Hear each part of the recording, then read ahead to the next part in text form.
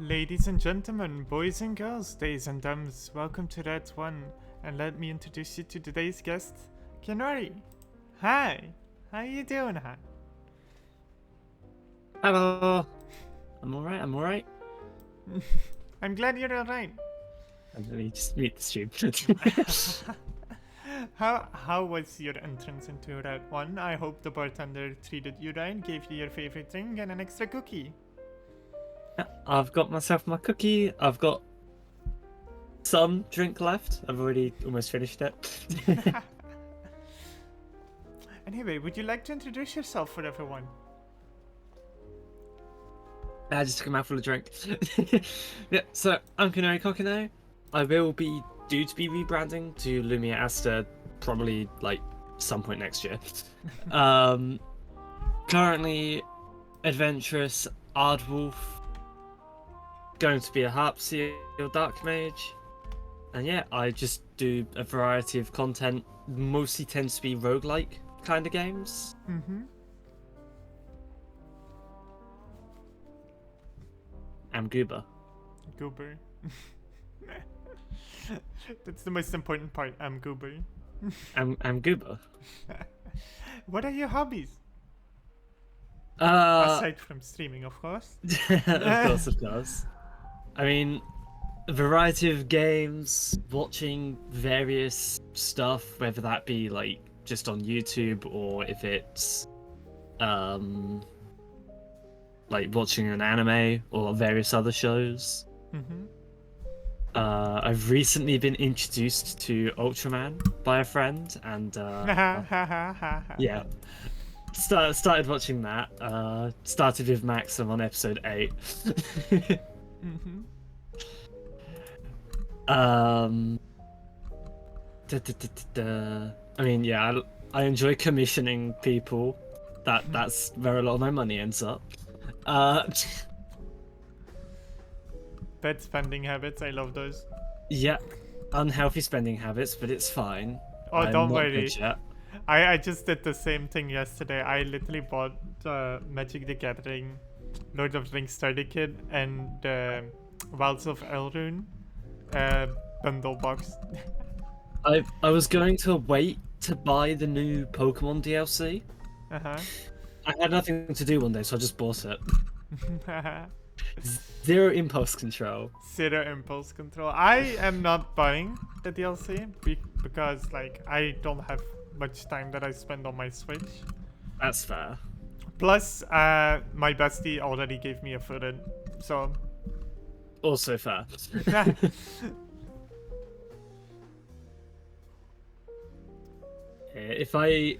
I've never actually played Magic the Gathering physically, but I have played Commander once Commander is online, amazing. and it was with a Lord of the Rings deck. Yo. I've only played Commander.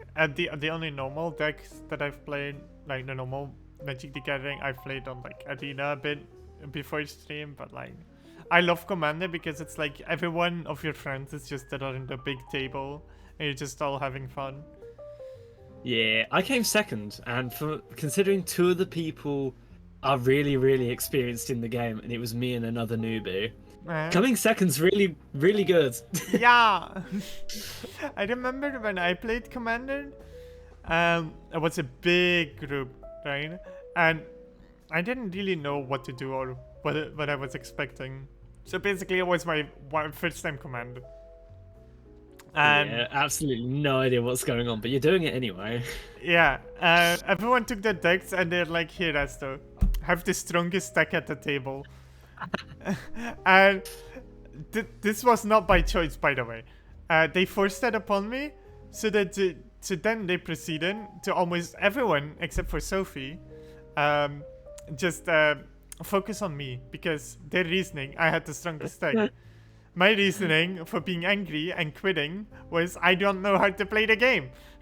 Yeah, I was given a big list of like it was a website with just a ton of decks on it, pre-built. And I was just told, yeah, just pick one. Just and I went, pick one. oh, Lord of the Rings, I know what that is. I know what that is. I'll go with that one.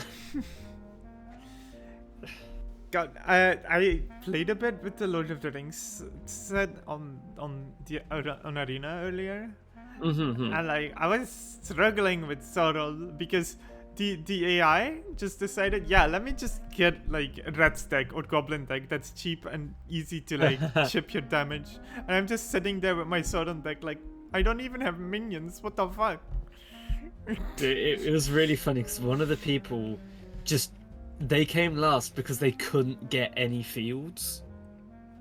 Oh no, But that just happens sometimes. it happens. That's what happens to me in Yu-Gi-Oh! I just don't get monsters. I've got plenty in there, I just don't get any. I've had that. God, imagine getting everything for your setup, but that one important card that you need, you're not getting. I've been there. It's so painful. It is. Back when I was younger, I had a Pokemon deck, right? That I made.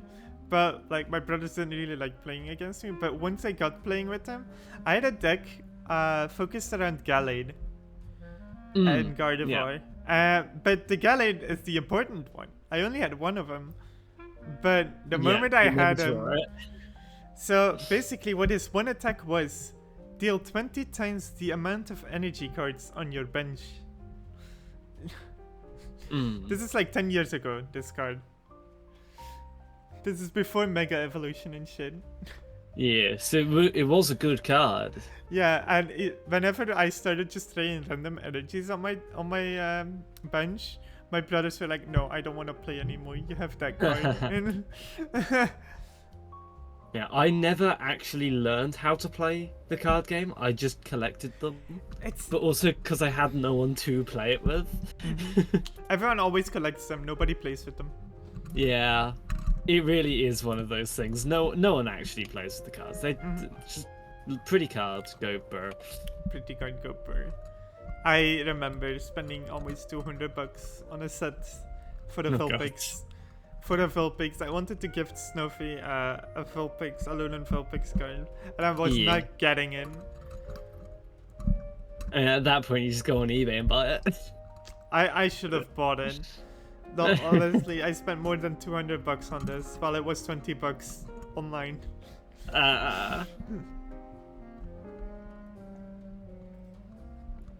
Yeah. I mean, I also listen to a lot of music. Friday I actually went to a gig. Oh. Actually, I technically can't say who it is because they can only be in one place at a time. Which really narrows down where I was at that specific time. But yeah, that was fun. My ears were ringing for the next hour. Oh no. I don't really like going to like public music events. It's like I get like panicky. I don't like crowds. When there's crowds, I'm like, get me out of here, you know? I completely understand that. That's why I was stood in the corner the entire time. I once went to a clothing store, very big clothing store, because I needed new pants. And I got some new shirts as well. Because I need more color on my body. Yeah. And I was so busy in that store that I couldn't focus and that I was just scared to look at all the clothes that I wanted. Yeah, I have done the same thing where like I'm in a clothing shop, I see stuff I actually like, but it's like, no, because that means then picking it up, going to the counter, buying it, and that means interaction. I'm good. The most annoying thing is I am very picky with clothes, so I'm so picky with clothes. I need a +1 that forces me like, this will look good on you, you're buying it. Even with that, it don't work for me. I need a +1 for clothes shopping. Like the amount of times I've been out looking for clothes and like say with my mum, for example, she finds something and go, oh, that would look good on you, and I'm just like, no, don't like it. Why? It's got everything you normally like. No, don't like the pattern. But it's a pattern you normally wear. No. I am strangely picky. Yeah, same. I get that. Like, I'm like, I could pull this off, but I want comfy clothes.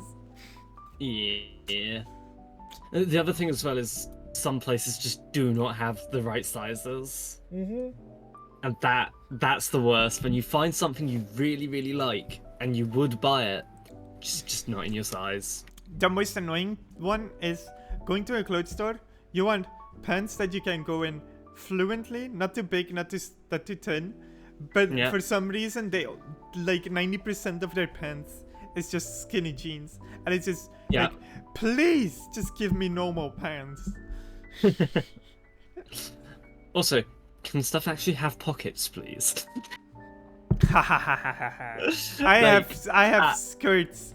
I have skirts with pockets, and I will boast with them as much as I want. I've seen a place where I've bought some pin badges from this place, and they do skirts with pockets, and I'm very tempted to buy one. Do it. The power that you have with a pocket on your skirt, it feels so good. The power you have with pockets, just full stop.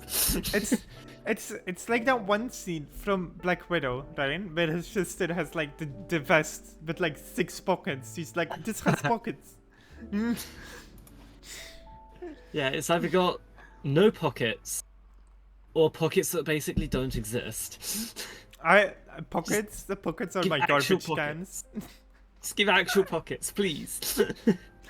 Pockets are my garbage cans, I'm gonna be honest. Yeah.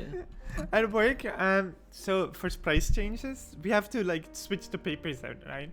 Yeah, So yeah. usually when I take out the old price, I can't just throw it on the ground, or I have to go to the trash can. I'm just putting it in my pocket, and whenever I'm at the trash can, I just empty the pocket. It's like, for what I do, I need so much like pocket space because I've got to have my phone, my cutter, my keys, which have my login ID, my headphones, my money holder, and then I need a spare pocket in case I've got any extra stuff I happen to get. Oh my god, people have called me genius for this, right? I have a fanny pack, but instead of wearing it like a fanny pack, I do it over the shoulder, right? Yeah. Yeah, and everything's in there. I have my markers, I have my my pen, and a bunch of other stuff that I'll need. I have my box cutters. There's even stuff that normally you would have to go out of your way. Like, for example, let's say you have like something you have to put on a hook of a toy, like for the a tech deck, right? You put those normally on a hook, but you can't put it on the hook because like the thingy is broken to put it on the hook. Those things, I have like plastic stickers that help with that. And I just take it out of my fanny pack, put it on, and boom, it's there. I don't have to go the other side of the store to get those because I have it right there. There's even like chewing gum in there in case I want it. I even put what's it called? Lip balm. Oh yeah. If my lips are dry, I can just go fanny pack on my lips, boom, and I can continue.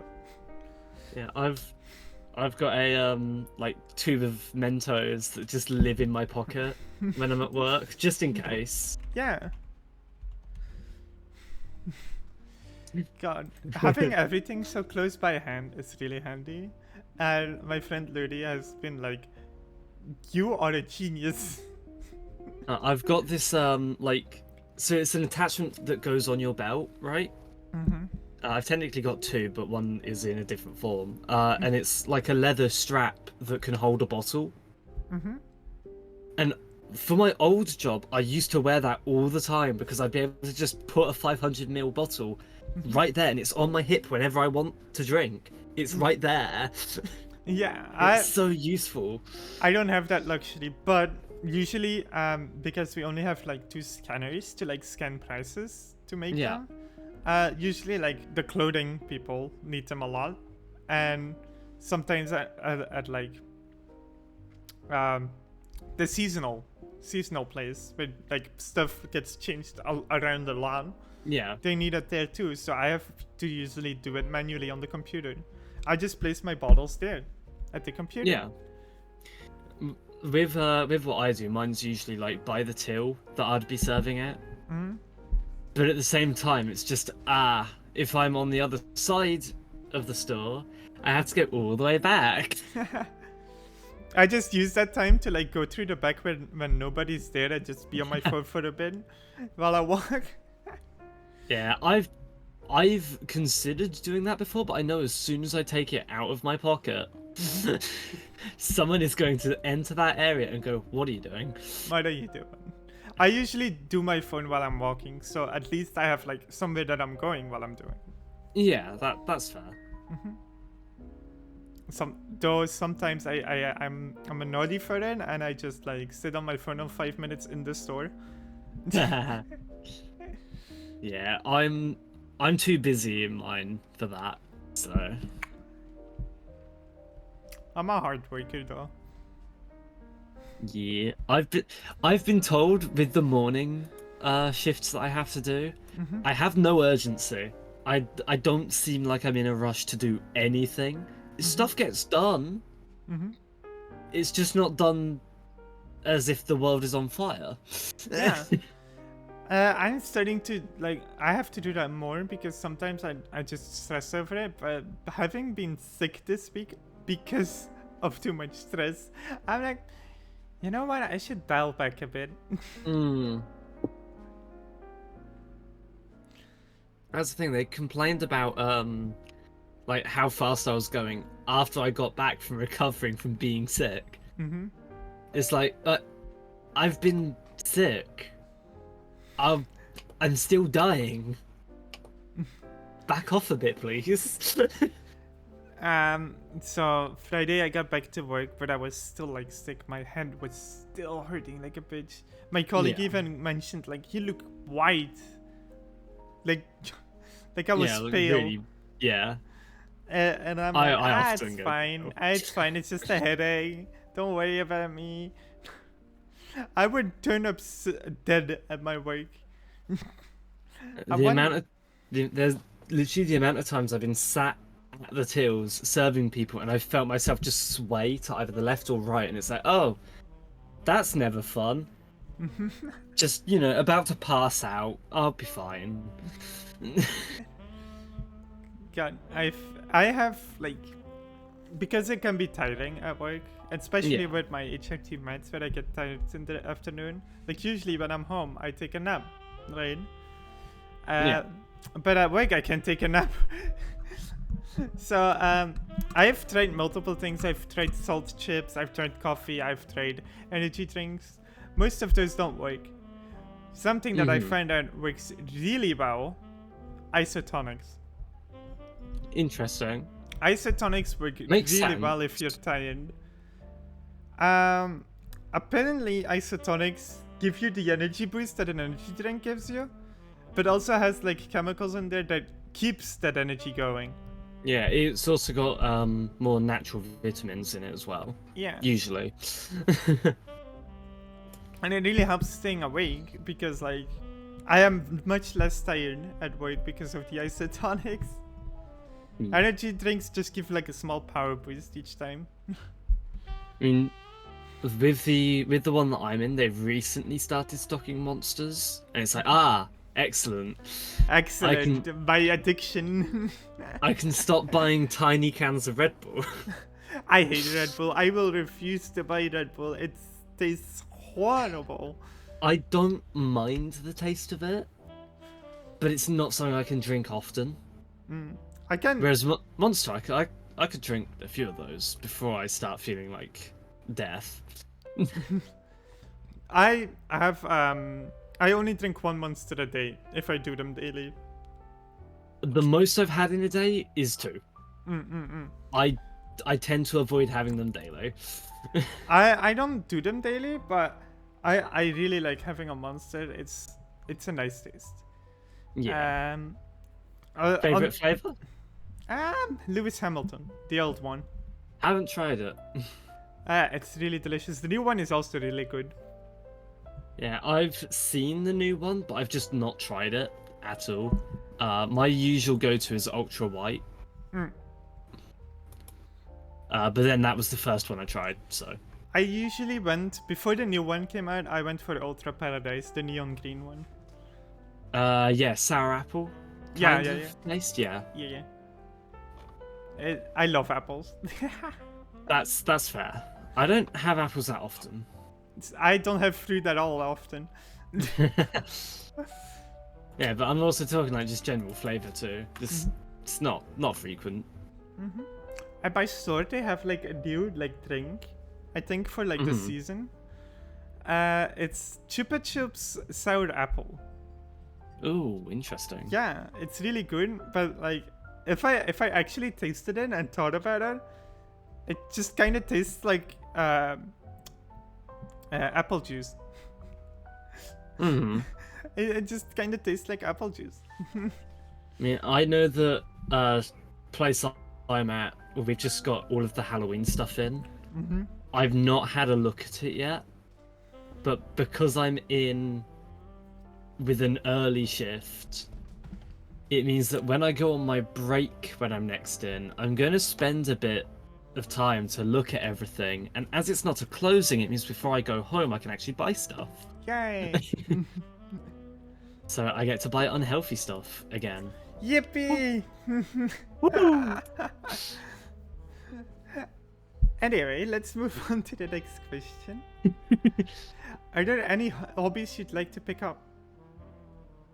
Yes, I want to try and learn how to whittle.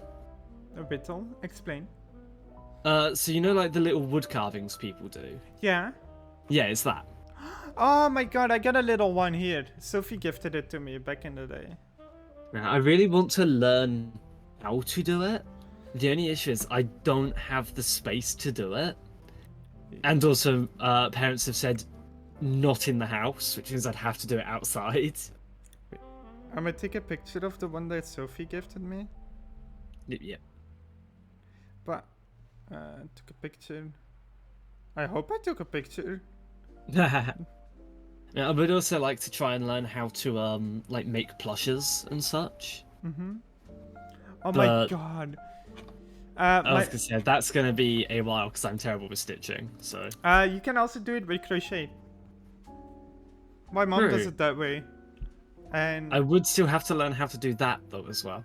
I mean, there's books that like teach you the patterns and stuff.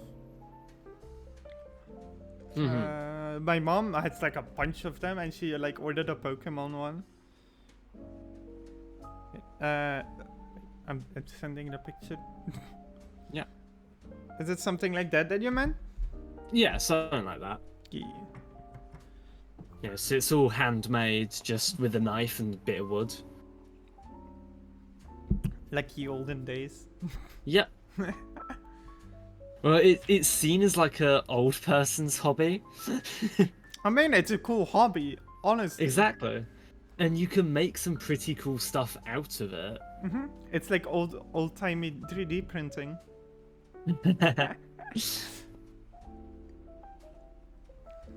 Yeah, so it's just one of those things where it's like, I'd need to be able to find somewhere to buy the wood and have all the knives and tools to do it. And then have something to follow to like practice it. But I found a YouTube channel already. Like it's literally called Carving is Fun. Carving is fun. Let's go. And the first video I saw that they'd made was them making a little wooden fox. Creature. as like a little tutorial one. Creature. I want to make that. Yeah. You know, for saying I'm not a fox, I do like foxes a lot, do I? Yeah. I'm not a fox, but they are one of my favorite animals. My favorite animal is actually a bunny. I have multiple favorites. I can't pick just one. I stay with bunny. It's been the one since I was a little kid. So. My first favorite animal was seals. Which is really funny that that's the next step. That is cute! I love seals. Whenever I think of seals, I have to think of fields. And when I think of fields, I have to think of Legends Arceus. So So here's something that happened in my playthrough of Legends Arceus. By the way, not finished yet because, like I said, not much time on my Switch. Yeah. But I came to the coast area, I got to the beach, and normally like Pokemon either run away or attack you, right? But the fields just kind of rolled towards me, looked up at me, and were like, "Friend." They've got such like goober energy, and I love them for it. I love fields. I need to get art with one.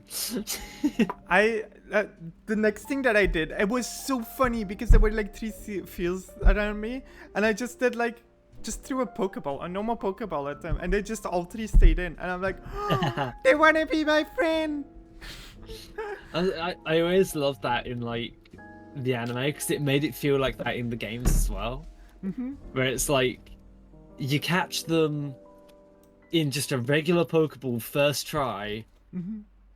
That's them wanting to join you. They didn't put up a fight. You just caught them. Just saying. Can I just point out that James is the only trainer in the anime that never fought his Pokemon? He always caught them. Yeah, it was always them. like just talking with them. Yeah. Yeah. Also, I just want to say, like, the backstory for the 3 Team Rocket members we see, like, it's so amazing. It's rough, is what it is. It is like, really rough. I mean, with like Jesse's backstory, wanting to learn how to nurse Pokemon, and was the only like human, and the rest was just Chanseys. Rough, honestly. And then Meowth, grown up as a street cat, but learning human language through like a book and shit. Yeah. I think Meowth probably has like the easiest time of it. And then admittedly. you have James, who was literally like a spoiled rich kid, but everything against his will. Everything was forced on him. None of it was like wanted. And the only joy he had in his life were his Pokemon. Yeah, and they took his dog. They took the dog away. They took the dog. I love James. James is based. Honestly, one of the best characters of all. James was always my favorite. Yeah. Always up there. I don't know if I'd say favorite, but I don't know who I would say is favorite. He's definitely top 3. Oh, absolutely. Like, it's just like a caring guy, you know? Yeah, he's on Team Rocket, but when push comes to shove, he's like, you know, he's gonna help Ash and shit. Yeah, like, he's on Team Rocket. He's not always a good guy, but he's not bad. He's a bad guy, but that doesn't mean he's a bad guy. Exactly. I saw a clip of like the final tournament of Ash, and James was like yelling and supporting Ash, and Jesse and like Meowth were like looking at him like, what the fuck you doing? I mean, they've seen Ash grow through all of the years to get to this point, so I mean, it's honestly fair. It's fair.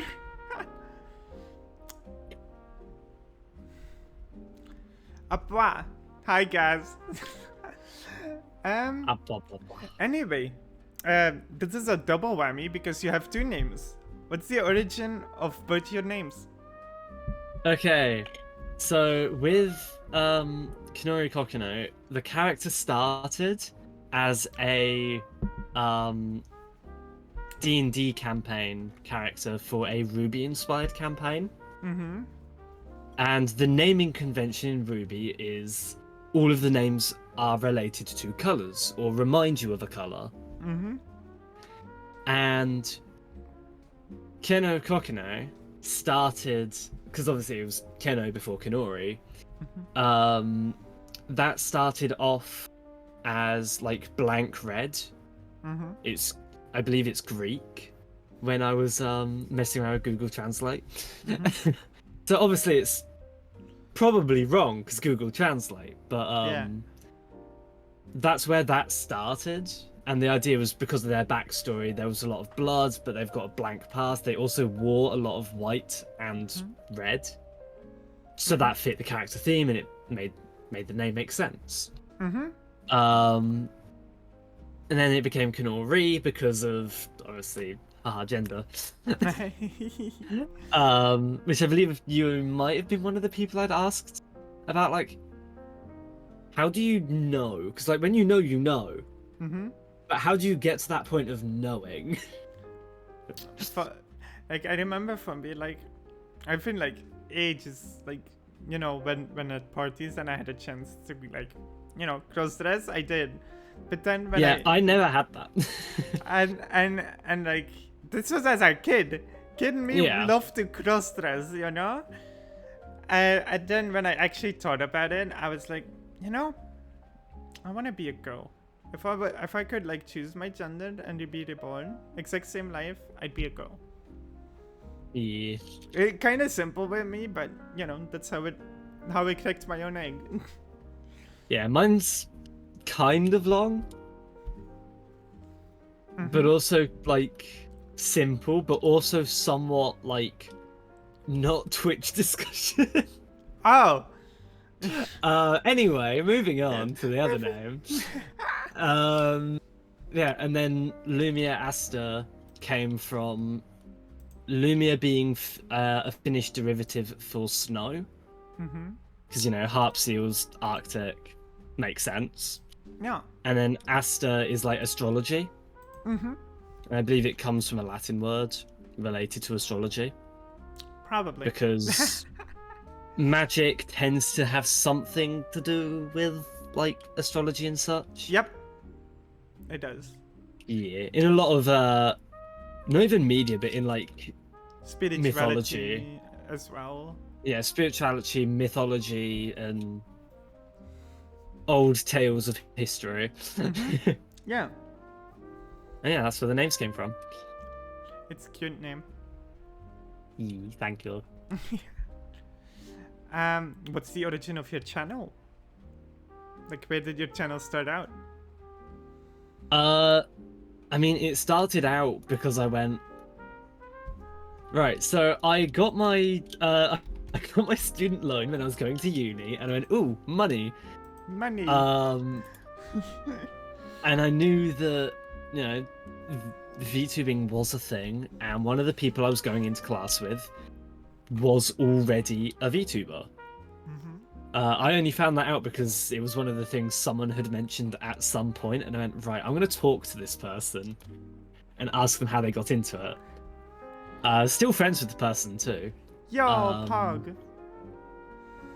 And yeah, we went through the process, and I had Keno as a character. I went, okay, I'm going to make this into something.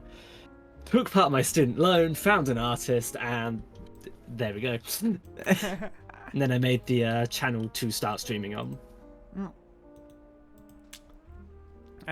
That's short and simple. Yeah. For me, it was basically like I had no job back then, and like I was like, I can't just spend my days just watching YouTube and playing games on my own, you know? That's fair. And so I was like, you know what? I'm gonna do something good with my time. I'm gonna stream. Boom! I started streaming. Yeah, no, mine was just poor financial choices. Plus, I wanted to be a content creator from like 7 upwards. Nothing I ever did was ever any good. But through VTubing, I've made somewhat of a community, and it's really nice. It's wholesome. It is amazing. I've also definitely grown as someone who makes content. There's definitely a shed load of ways to improve still, but yeah. Always. Now, do you know what an elevator pitch is? Elevator pitch. I'm familiar with the term, but I don't remember. So it's basically like a situation where you have to put yourself in, like, For example, you're in an elevator and a big CEO of a company that you want to be hired from steps with you in the elevator and asks you, like, who are you and what do you do? That's basically the premise, and you only have the elevator ride to convince him. Okay, so Wait, my I'm first gonna. response is Wait. Not too fast. I usually count down for these things. I was like waiting to see if you understood. no. My first response to it is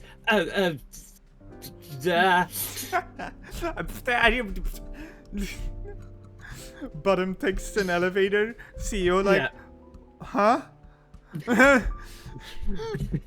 Are you okay? Are you having a stroke? Dies onto the floor. It's fine.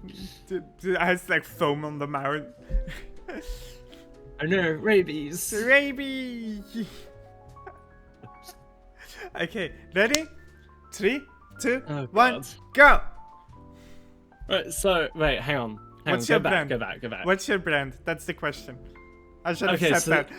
I was gonna say, so wait, hang on. What am I pitching here? Am I pitching myself? Yes. As like a streamer? Yes, you are. Okay. Fuck. You're doing great. I'm not doing great. I'm on the spot and have no idea what to say. You want me to recount down?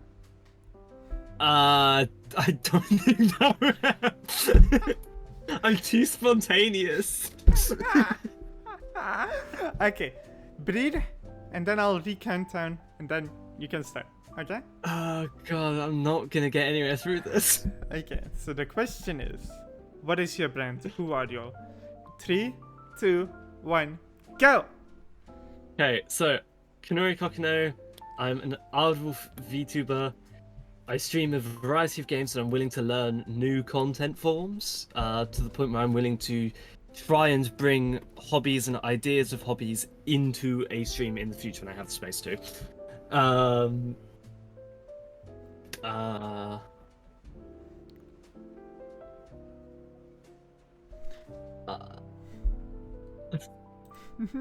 I think that's about it.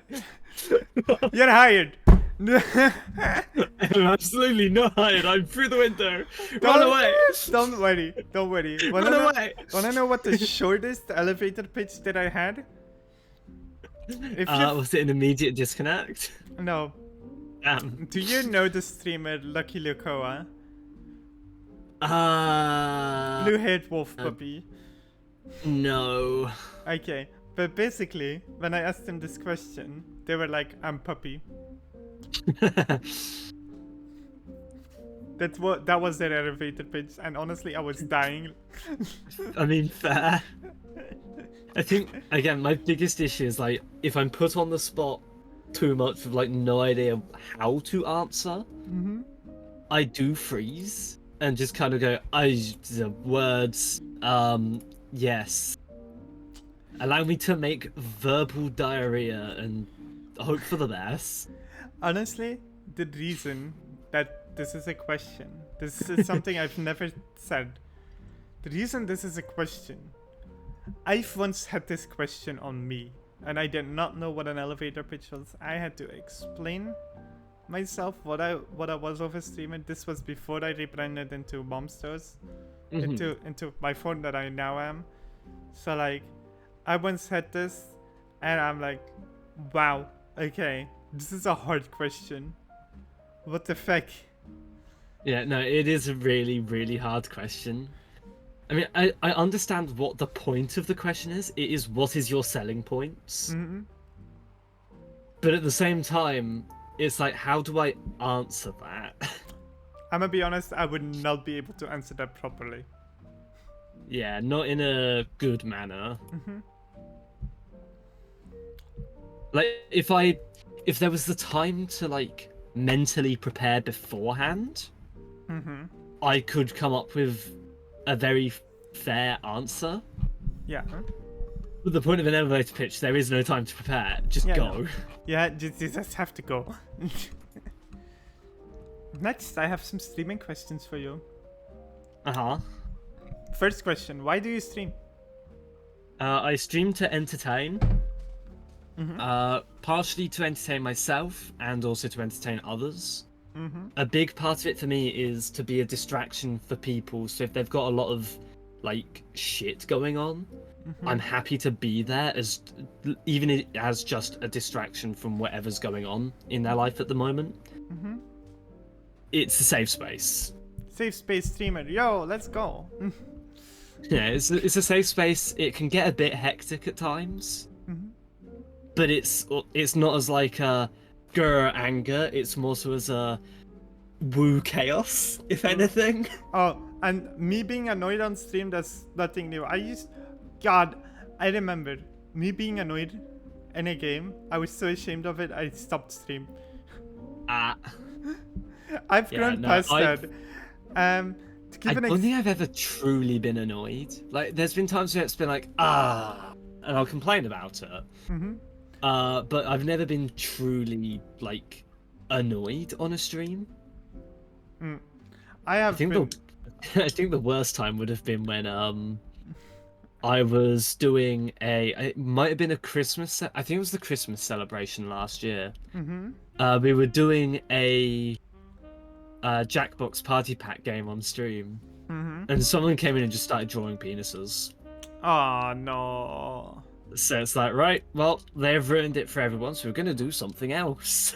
Oh god. A great example of me being annoyed and complaining on stream is yesterday. Oh god, what happened yesterday? I absolutely love Majora's Mask. It's my favorite Zelda title. But the what's the temple's name? Snowhead. The Snowhead Temple, like the Temple of the Gorons in that game. Okay, yeah. That dungeon is so forgettable and so annoying at the same time that I was just... I had Song of Slow Time on. I reset the timeline to do that dungeon in peace and quiet. It took me the in-game slow time 1 day and a half to figure out what the fuck I had to do. Ouch. But then that's where you then go back and do it quicker. No, I was like... So I was like going up. I was like, how the fuck do I get past this? And then like, I was at the half of the second day, and then suddenly I'm like, I've rolled against these blocks as a Goron. What haven't I done? Like, and then it just hit me like, just punch the blocks. Just punch the blocks. Yeah, I've never beaten any Legend of Zelda game. But I think the closest I got was Breath of the Wild, where I did absolutely everything possible to the point where I could go and fight Calamity Ganon. I just didn't. I love how you say, I haven't finished any Zelda game, but I got close with Breath of the Wild. Meanwhile, you could have finished like 3 Zelda games. Yeah, no. Like, I got to the point where I could have just gone and fought Calamity Ganon in story. Yeah. And I didn't. I stopped playing the game for like 9 months, I think it was, because there wasn't really any Switch games, so I wasn't playing it. Yeah. And so I just sold the game. Damn. I think my save still exists, so if I get a copy of the game again, I can beat Calamity Ganon probably. I mean, I love how yeah. When you did almost everything in the game, I'm pretty sure you could have finished 3 other Zelda games. Oh, probably.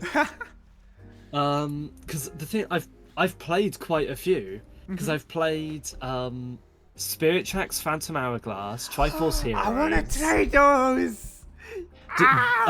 Spirit Tracks is my favorite because that was the first Legend of Zelda experience I had. I want to try Spirit Tracks because it actually like looks different from other Zelda titles with the train, you know.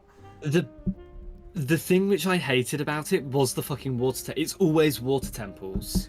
Oh, then you should try Majora's Mask. My favorite temple in that game is the water temple. Yeah, I got stuck at some point in Majora's Mask. It was the remake on 3DS, and I sold it. Same with the Ocarina of Time. What else released? I've played quite a few. I've just never beaten one. I'm gonna say, um, Oh, I played about an hour of Minish Cap as well. Minish Cap at some point it just gets really confusing. Yeah, I played like an hour on a totally legit DS hardware. I don't remember why I stopped. I think I just got bored. I mean, I remember playing Minish Cap on my phone. Yes, Yeah. phone emulator. Woo! No. You mean your totally real DS system? Yes. Yeah. Wink, wink, nudge, nudge. Wink, wink, nudge, nudge. I was on my way to like the second temple, and like it got confusing really hard, and I was just figuring it out to the point I was bored and just stopped playing the game. Fair.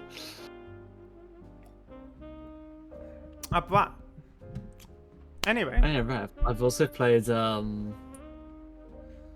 Link Between Worlds as well. I don't remember how far I got to that. I know I got to the point where I could go to low rule.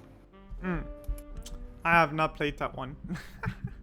Yeah, I don't remember anything else about it. I just remember I got to the point I could go to low rule. So I don't know if that's early, late. Cannot remember. Next question. What skills did you develop through streaming? I mean, being able to talk more constantly. Yeah, definitely. Because, don't get me wrong, if I've got a topic, I can talk for a long time on that topic.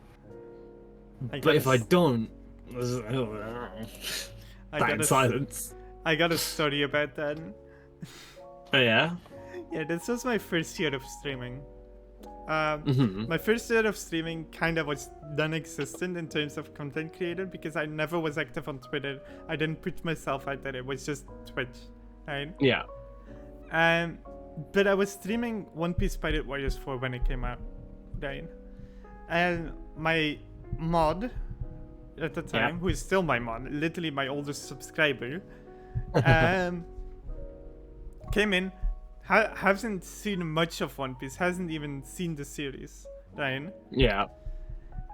Just was genuinely curious about One Piece. I stopped gameplay entirely. I just went on a tangent of One Piece 3 hours straight. Oh god. I still consider that my best stream ever because I went on a 3-hour tangent. I mean, fair. Hey, honestly fair. They got into One Piece and they caught him, so... I tried to get into it at one point, but I think I watched like 30 seconds and just went, no, I'm gonna watch something else. I'm gonna watch something else. I remember how I got into One Piece. I don't think I've ever told this to anyone. I think I did, but I was still like in school. I'm now almost 27. I was still in like middle school. I got home from school one day. I turned on the TV and I saw pirates. Well, I wasn't really versed in anime back then. I saw in my head I was like, oh, cartoon about pirates. This is interesting. Well, it's like with like Pokemon, for example. Yeah. For us outside of Japan, it's not an anime, it's a cartoon. Yeah. But then I was like, huh, what's this? And I watched it and I'm like, yo, this is really cool. Yeah. And I basically watched One Piece then. And there was I remember it was a Wednesday.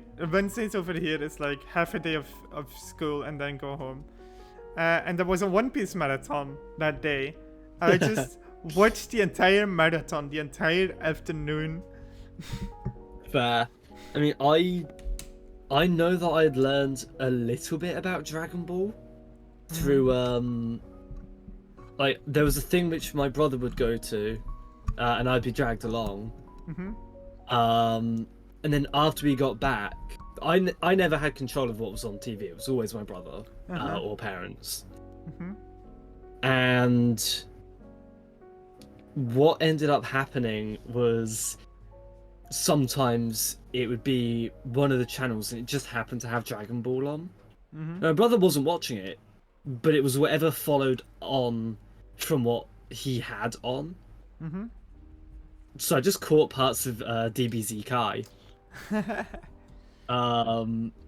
No context for anything that was going on, because it was the Frieza saga, Yo, Planet Namek. they're flying and yelling and yo. All I know is cool, funny space beams and stuff. I have no context for anything that was going on at all. I just knew stuff was going on, and eventually a friend from primary into like still friends with them, but it's like primary and secondary. Mm-hmm. During secondary, they showed me Dragon Ball Xenoverse 2. Mm-hmm. And the game has character customization. Yo. I'm a sucker for games with character customization. So we spent about 2 hours with me making my character, and an hour playing before I got picked up after school. Because every Monday I'd go round his for the like 3 hours until I could get picked up. Mm-hmm. And then after that, it's like, oh, by the way, I've been playing this mobile game, Dokkan Battle. I played the One Piece version of the mobile game. I mean, there was a crossover event long ago. Yes, long ago with Frieza and Doflamingo, I remember. Yeah, I wasn't playing Dokkan at that point. I started very close to the 3rd year anniversary, and I'm still playing. Okay. We're on the 8th year, I think. I forced myself to stop playing Treasure Cruise because it got to a point where I with like casual spending. Yeah, I do that. And It's not healthy. the worst part with Treasure Cruise, One Piece Treasure Cruise, is there's so many SSRs that the game just smacks them in your face. Yeah, there's a lot of SSRs on Dokkan, but at least for the most part, a lot of them are still usable. But then you've got the other ones which just aren't. They're just not good, and that's because they're like year 1 or year 2 SSRs. I really like the thing that I really the reason that I stopped is because how predatory it was. The moment I realized how predatory it was, like there was like so you have like treasure maps. That's like you know, you only have like a week to complete it, to like fully complete a treasure map. You basically have to redo the treasure map to get points and points and points. The reason to boost that is to have banner characters on your team. Banner characters do a lot better in the treasure maps, and they boost points that you get. So I was like, no.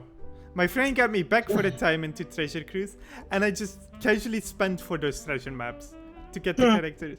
And I was like, no, this has to stop. Yeah. I mean, what, let me think of, like, an old unit in, Dokkan. Because, like, we've had the 8th year. The main issue is the power creep. So if I look up... Right, so Ultra Instinct, I remember in One Piece Treasure Cruise, you had Sengoku. Yeah. Really good unit back in the was like a year 1, year 2 unit. Was really good. But then the trend started with Treasure Cruise releasing an SSR, and 2 weeks later the SSR is completely obsolete.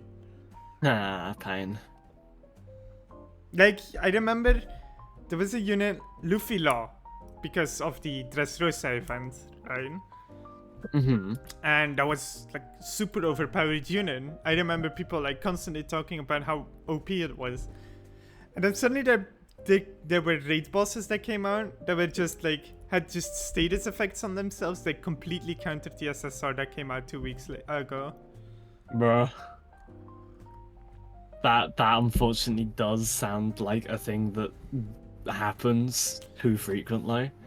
It's not as prevalent because it's not like every few months or whatever. But we do definitely get things where it's like, oh yeah, by the way, we've released this unit that should be good for this event, but we're gonna make this specific enemy a type that beats this one, just so you don't do as much damage. Because haha, funny. I remember this one time. This was the reason that I actually rage quit. So there was a new SSR unit. It was Nekoma Mushi and Inuarashi, which were like very, very like they were new in the anime, right? So new in the anime, new in the game, yeah. Yeah, and somebody managed to data mine the pull rates of them. Oh god. All SSRs were in the pool, right? Yeah. Wanna know what their drop rate was? Well, go on. What was the drop rate? It was the lowest drop rate out of all SSRs in the pool.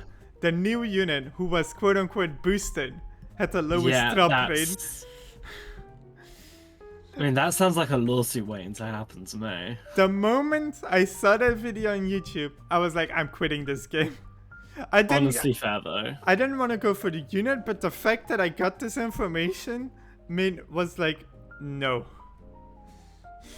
I'm not getting scammed.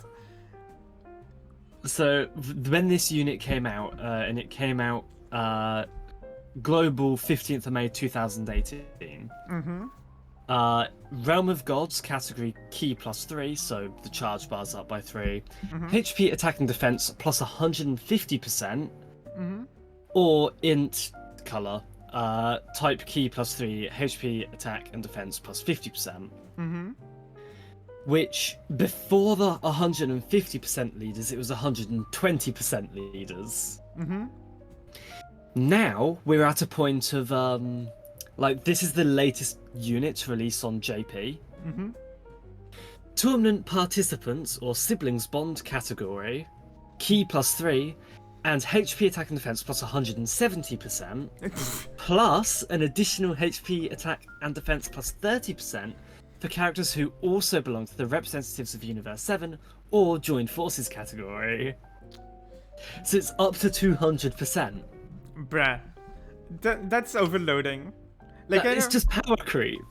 Like, I remember back in the day, One Piece Treasure Cruise, you had Log Luffy. That was the big unit, you know, Year 1 unit.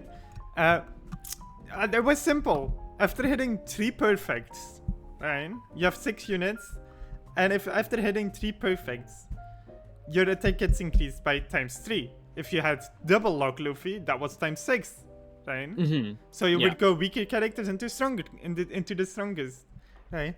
Now you have characters that are like, oh, if you have these units, if you have like in your team a unit of each color, your attack is boosted by ×30.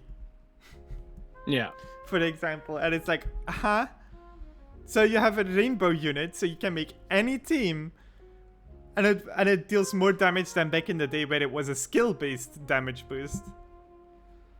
Yeah, we've like on Dokkan, it's like it started with 120% leads for the colors, then categories.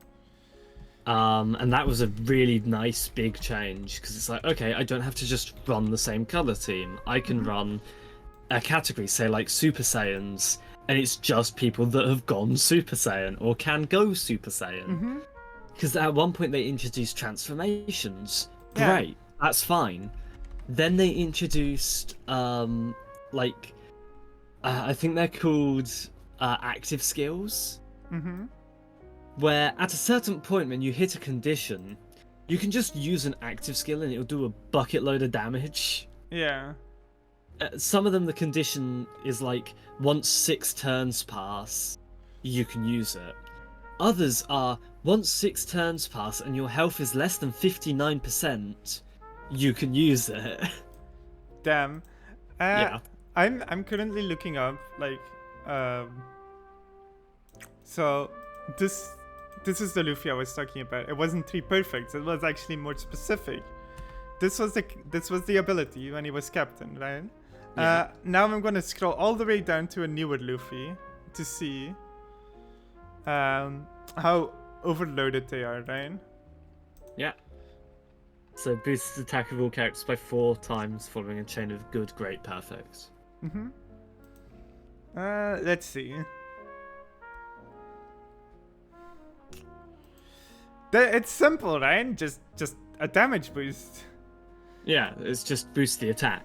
And this is Gear 5th Luffy. Oh god, that's a lot of attacks. I mean, that looks like the active skills in Dokkan, where it's like, oh yeah, this character gains like a slight buff, and now it's, oh yeah, this character gains a slight buff, it gets this extra buff, it also can do this, and then if there's characters which have this name specifically on the team in the rotation attacking, it also gets this buff. You can also evade and crit. Also, reading this, holy shit, this is overloaded. Okay, just the fact that there's a passive ability thing that just says removes despair duration completely. So, to explain despair, right? Yeah. Oh, thank you for the raid. Oh my god. Give me a moment. Yep, no worries. So despair basically locks your captain ability. So anything your captain can do is not in effect for the moment. Okay. This can like last 10 turns. Right? Yeah, and it just removes it completely. Okay. Yeah, complete immunity. So like, this is what I mean overloaded. Things like this get really overloaded. I just want to say, I love how I could say STR, Fizz, or Int, and you'd know the same colours because it's exactly the same on both games. Let me shout out the Banoi. There we go. Welcome Raiders, welcome Raiders. Also, on-screen redeems do not work on momstos. I should refund those. Yep. Hydration, okay. I'll take a hydrate too. Shit, I have to con. Con.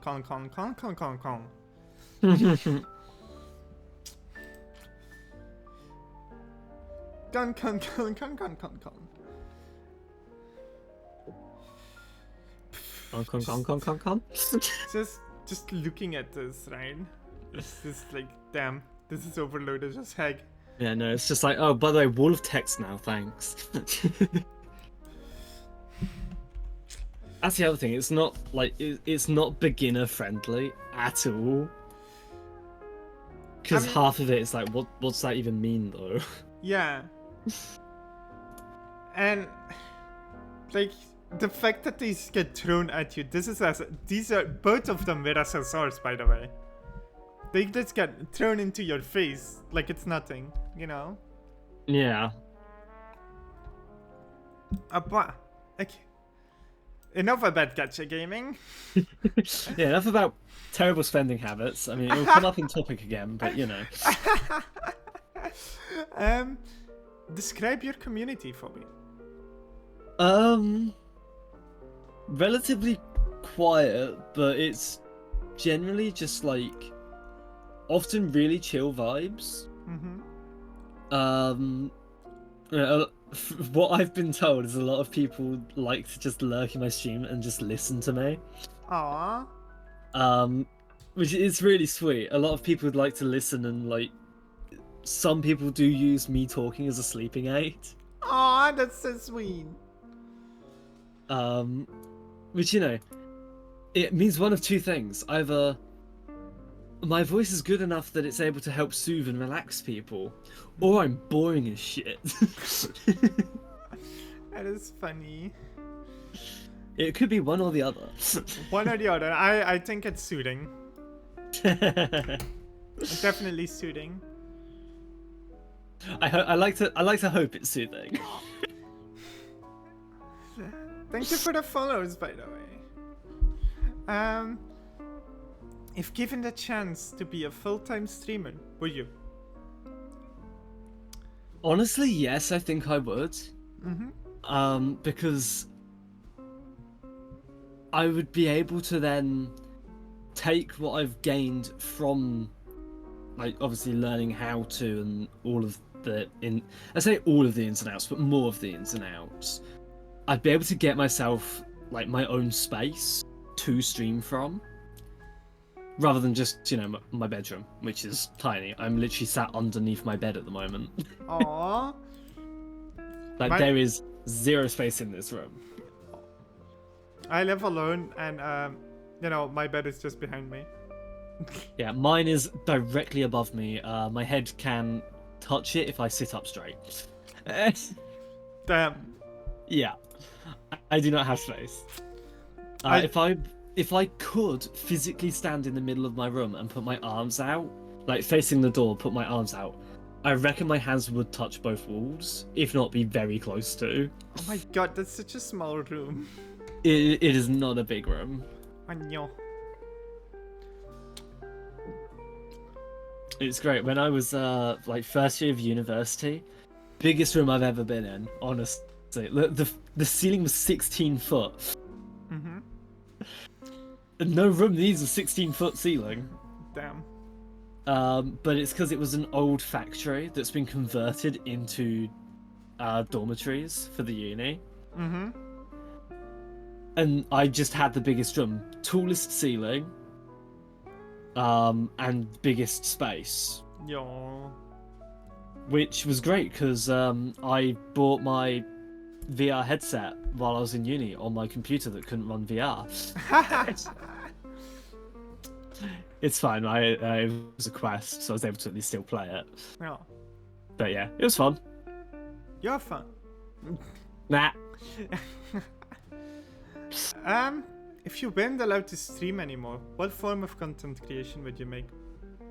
If I wasn't able to stream anymore, I reckon I would either go for like various audiobooks maybe, or just YouTube, like just videos. I've thought of doing long form content, such as like, you know, people who do those really big retrospectives. Mm-hmm. I've had the idea of doing one of those for Pokemon Mystery Dungeon for so long. Doing.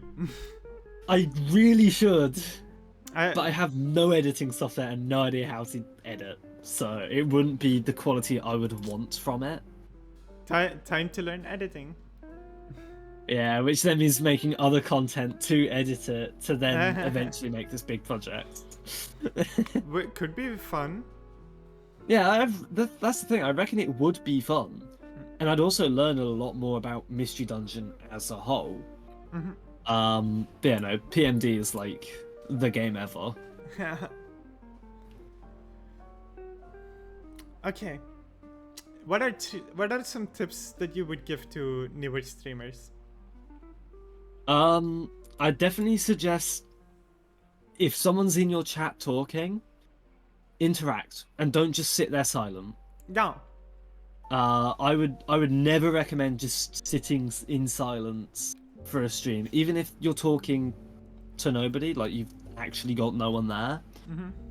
If someone does click on your stream and don't talk for a bit, but then you're not talking at all, they're not gonna be engaged. There's nothing to like latch onto there. What I usually do is like explain my feelings on the game, or like whatever I'm doing, or what I'm going to do. I tend to talk about whatever it is I'm up to. Like heck, one of the greatest moments you can talk is when you're annoyed at something in the game. Like yesterday, I was a bit annoyed at the game, but I still explained why I was annoyed at the game. Yeah. And it's also like if you're playing something which is, for example, competitive, you can also just say what you could have done better and then talk about that as well. Yeah. There's so much space to talk about it. You can talk about anything that's happening. You can talk about like how your feelings on the game, or like the history with your game, why you're playing the game. You know? To be fair, it doesn't even have to be about the game. You could just talk general stuff as well, like, oh, I found this new book that I've decided to read. Talk about the book. Yeah. I've decided to learn how to do this, or literally just any topic you can talk about. Don't just sit silent. Never give up. Yeah, that's another one. Another thing with the interact with people in chat, it's also knowing when to like remove someone from the community. Because there are times where you might have someone and it's like, yes, it's a person who's participating with the stream, but if it's making you feel uncomfortable, you don't have to harbor that. Oh, I have mods, and me myself always have the shotgun ready in case. Like I remember back in the day with the bots, it was either was literally a race between me and my mod, to see who could ban them first. Yeah, I've got my moderation team is basically myself and Shiru. I'm thankful when Shiru is there, and I'm thankful I've not had a proper like bot raid. I've had 2 people come in with like hate accounts, and both of those got dealt with because it seemed to have just been the same person making a new account each time to follow and stay silent. So it's like, right, just ban, block, remove the tag. That's their way of finding me. I once I had a bot raid on a monsters. A follow bot Oh. raid. Don't worry. I was streaming, I was laughing, and I was still talking to my guest. I was literally fixing it on stream. I have this funny That's comment. good, at least. I have a comment that goes to a video that explains you how to deal with bot raids. So if you go to my chat and you type in no bot, I think it's like this, no bot, it will send you to a video, right? And that video has a link to a website that deals with bots. In the video, it also gets explained how to deal with it, how to use the site. You can basically like select known bots, kick them off your channel. Yeah, I'm aware of it is, funnily enough, a bot which does it, but I do know of a bot which cleans out. And honestly, I literally, when that was happening, I was laughing like, oh, fun, bots, right? I disabled my alert box. I did the no bot in chat. I went in, and I basically started doing my thing while talking to my guests about what I was doing.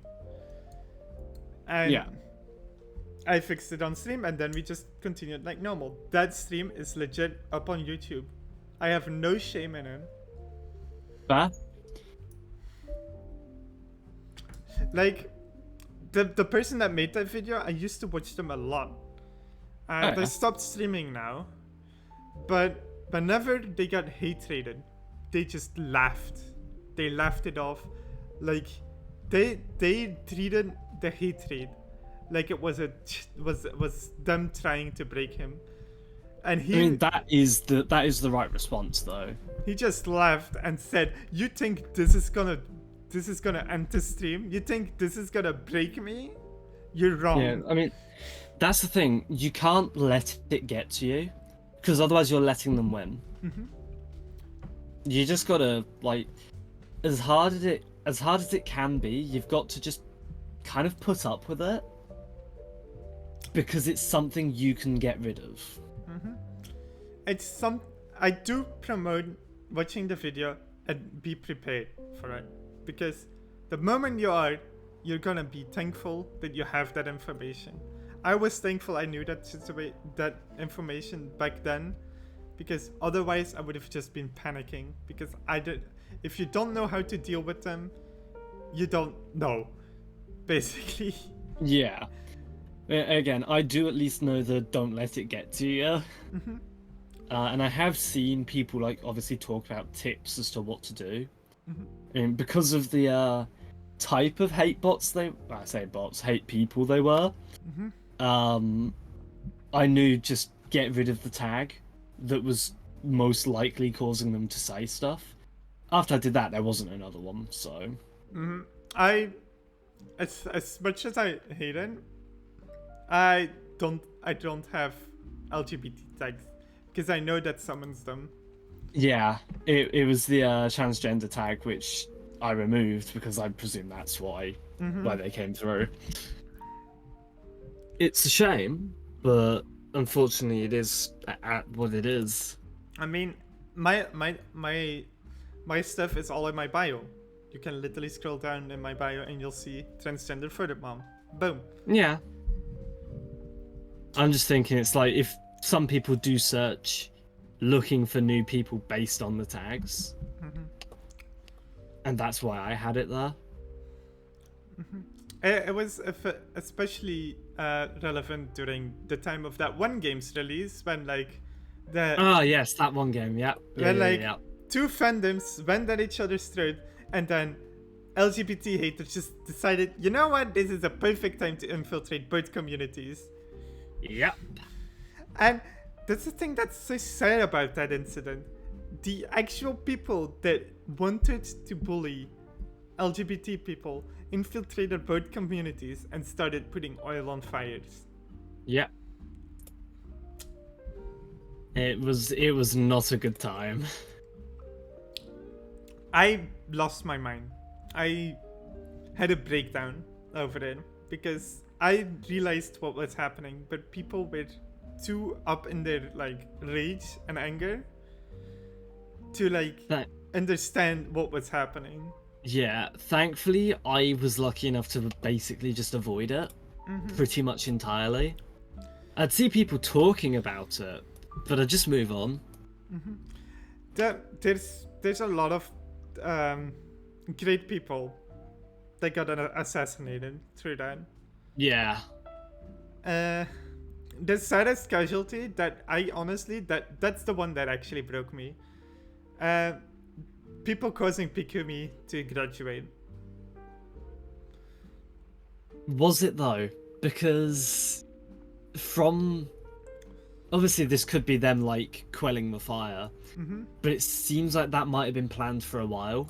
It might have been planned for a while, but people going after Pikumi was just too much for me. Yeah, I mean there was a lot of people that got hit who shouldn't have. Because it's like, at the end of the day, it's a game made by a person, but the person basically has no stakes in the game other than the fact that they've like lent their IP. Yeah. Which means they've already got the money they're getting for this. All it's doing is hurting general people online and the company that made the game.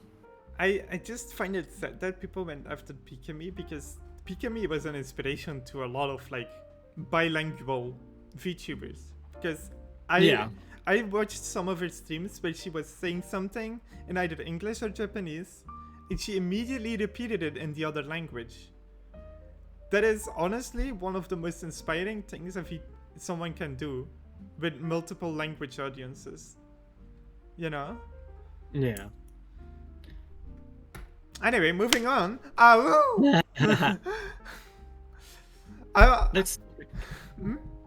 Next topic. Next topic, gaming. What's one of your favorite games of all time and why? So I've kind of already said about it, but the Pokemon Mystery Dungeon series. So Blue Rescue Team was my first ever game I played on a console. I had the GBA version. That was Red Rescue then. Yeah. Yeah. Yeah, so Blue Rescue Team, it was my first ever game I owned. I think I was around 5 at the time.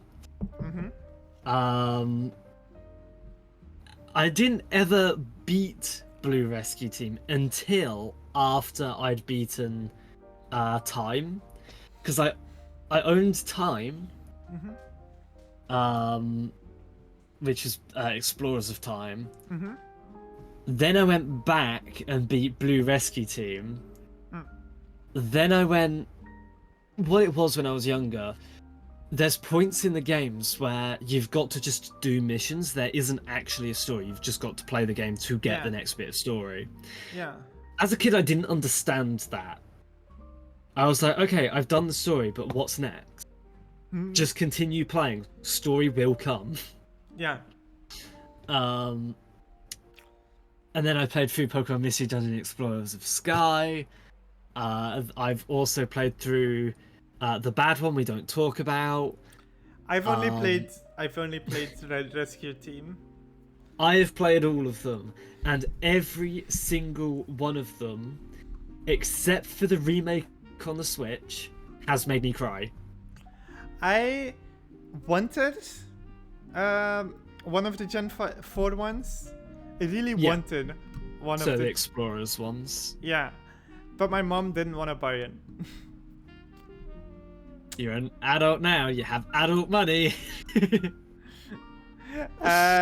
I can just legitimately play them. Oh yeah, you can legitimately play them, or you can play them on a totally legit DS system. Yeah, 100% legit. yeah, 100% legit. That's what I meant. Yeah, if you do, play Sky. Sky is the definitive edition. Mm. And yeah, no, every single one of the Mystery Dungeon games, at the end, has made me cry. It's the way they're written. It's the story. It's the connections you build. Admittedly, like with the newer ones, again, I don't cry as much because I know what's coming. But I do still get teary-eyed. I've played through Blue Rescue on stream once, and that was fun. When I rebrand, I'm going to play as a stream in one sitting Explorers of Sky's story. Damn, somebody's gonna be committed. I need to actually Pokemon Mystery Dungeon Explorers of Sky.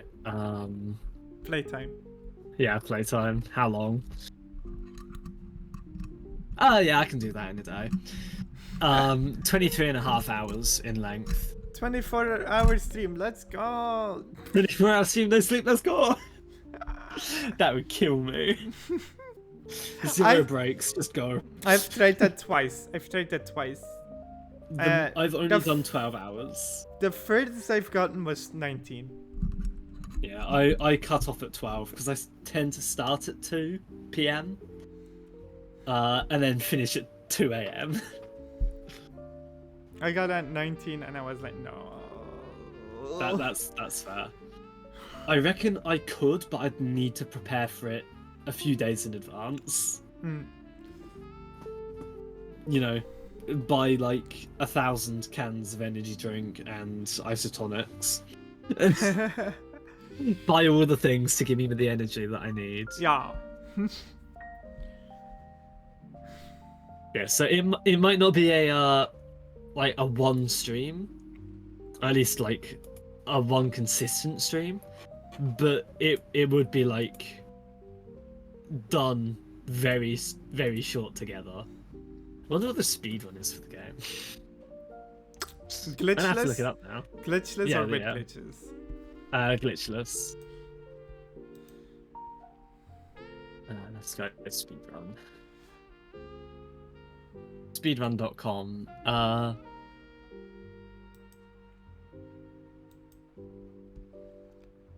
Wow.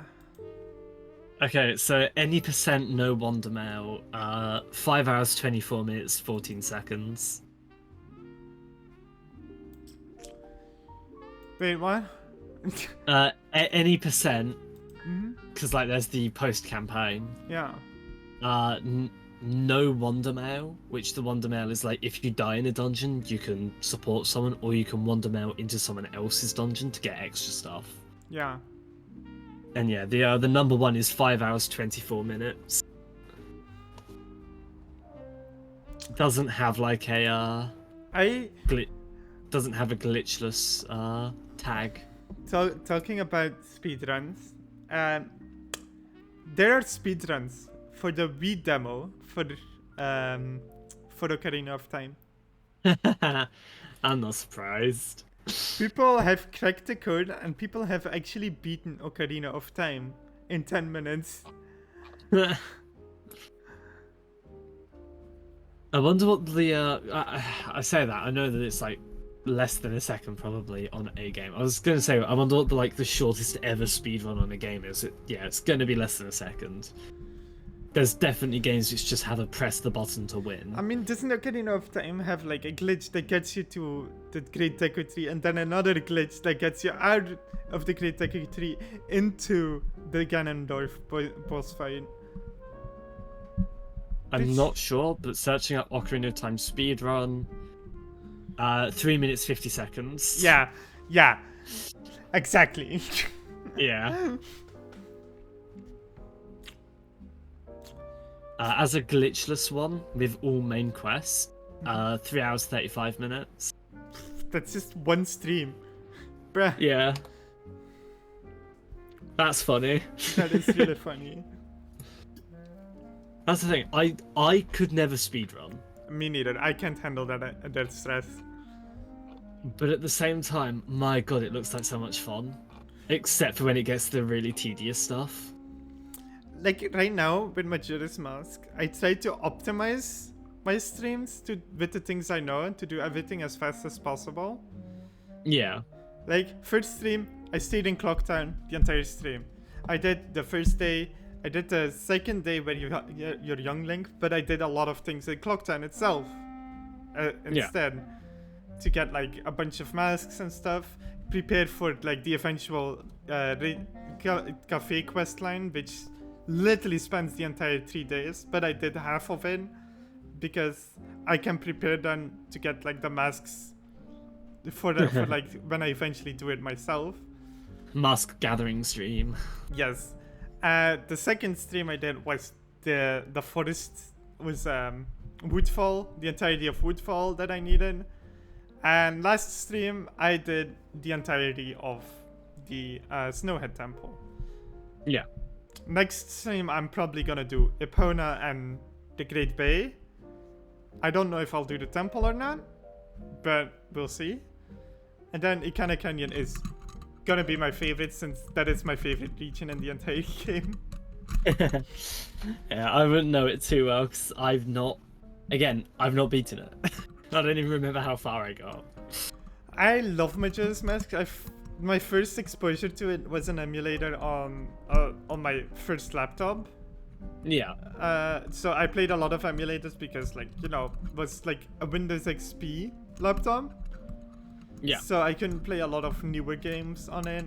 Plus, I didn't have internet connection. So I basically, at school, when there was like a free period, I would get my USB stick, plug that in, get some games, plug it out, and then when I would get home, I played those games. Yeah. I just played on my DS. I knew nothing of emulation until like mid-secondary school. We didn't have internet for a long time at home, so like I had internetless PC, PlayStation 2, and a DS. Those were the things I kept myself busy with. Yeah, books and my DS was mine. Because I was only allowed, like, I think it was only like an hour a day. Mm-hmm. So, yeah, no, it was just being on my DS all day. Mm-hmm. Or reading a book, because I was forced to read. Which isn't a bad thing, because I do like reading, but I think it was like 4 maybe that I actually started to read because it took them so long to find something I wanted to read. If I didn't want to read it, I'd refuse. I just wouldn't read it because I wasn't interested. You need to be interested in the book, you know? Yeah. It's got to be something that you actually want to read and not something that's just like in front of you for some reason. Mm-hmm. At least until you get older. I remember I once did a stream. This was a 5-hour stream. My throat hurt after it. I wanted to read Purple Haze Feedback, which is a JoJo novel. Yeah. I decided, you know what? Let's do this on stream. Would be fun. 5 hours of my life just reading out loud. There were points where my mom was like, shut the fuck up. And I'm like, no. I am reading. No, never. Yeah, here's a fun thing. Back in the day, I streamed in the living room, and whenever my parents were home, that was on my background. Fun. And then I say that I was on my until I got my own laptop, which was when I went to secondary, I think. Yeah, no, it was when I went secondary, so I would have been 11, I think. Mm-hmm. when I got my first laptop. But everything before then had to be on the downstairs computer, so Mum and Dad could see what we were doing, see what we were up to. Oh no. But in primary, it's like, what bad are you really gonna get up to? Yeah. It's literally just so that they can make sure I'm not going on dodgy websites or watching dodgy videos. Yeah. Yeah. As a kid, it's like, but as an adult, it's like, well, yeah. I mean, I get it. Makes a lot of sense, especially considering kids nowadays who have no unlimited access internet. to the internet. That. I was talking with a friend actually recently about Friday Night Funkin' and how I streamed it once because a friend of mine made a mod for the game. It's the same friend I mentioned earlier who got me into Dragon Ball. So yeah, they made a mod for the game. They're quite a well-known mod for the game. At least from what I know anyway. I wanted to support them, so I played it on stream. And there was 15 people who were very obviously kids that just followed me. No, that is not my audience, and they shouldn't be following the game. Yeah. The game is literally about wanting to have sex. Yeah. I mean, you fail a level, you get literal blue balls. Oh no. Why do they know about this game? Why is it... Favorite YouTuber. Yeah. I mean, it's the same with Five Nights at Freddy's. It was meant to be for a more older teen audience. But now it's really not. It never has been trying to do that, but Yeah, but it's not as quote unquote scary as it was. It's a lot brighter as well. I mean, Ruin wasn't as bright, except for. God, I have a clip on my. Oh my god, I remember. Okay, so when Security Breach came out, I played it on stream. Yeah. I finished it on stream. I also tried to play it as fast as I can without hiding, because there's an achievement without hiding. But that caused things to be really funky because I was trying to do things fast. In the beginning, Chica had you have to do the magnet thing, right? And for a split second, Chica saw me. The gates are still closed, and suddenly I hear doom, doom, doom, doom. I look behind me, and Chica's there, and I'm just screaming my lungs out on stream. Terror. That was genuine terror. I was like, oh, I'm safe. Chica can see me all she wants. She can get through that gate. She got through the gate. Also, I'ma do a little pee break. Yep, okay. I'm gonna get a refill of my drinks then. Okie doke. We'll be right back after the break. Well.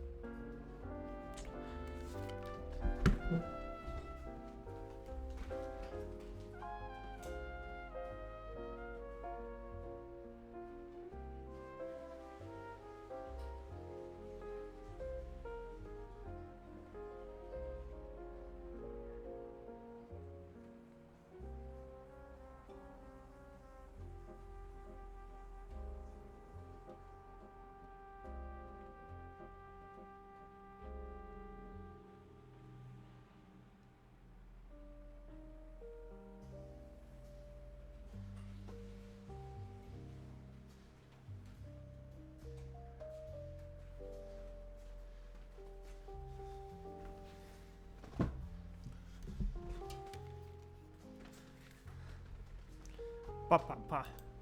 Pa pa pa pa pa pa pa. Da ba da ba da ba da ba da ba.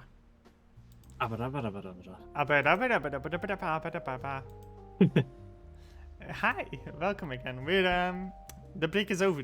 It was fast. Speed. Next question. What genre of games do you like and why? Okay, I like a lot of roguelite style genre games. I feel a part of that does come back to Mystery Dungeon. Because obviously every time you go into a dungeon, everything's different. It's a new map. You've got to get items. It's more of a roguelite because obviously you can bring items you had into the next one and it's not a fresh start every time. Yeah. But also I've got a lot of hours in The Binding of Isaac Rebirth, plus obviously the DLCs. Yeah. And yeah, no, I find them fun.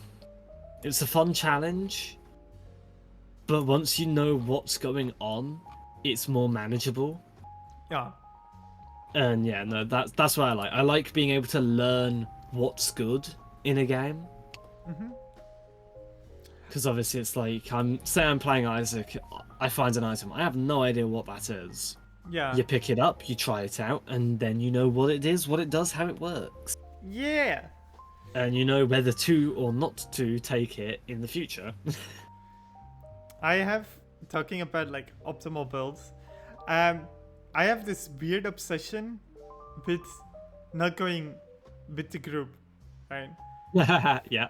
For example, like, oh, this is a meta build. Fuck you. I'm not going meta. Yeah. I did a raid on Destiny yesterday because they brought the Vault of Glass from D1 into D2. Yeah. I was using a gun called Divinity, which is entirely support based, and I had second most DPS.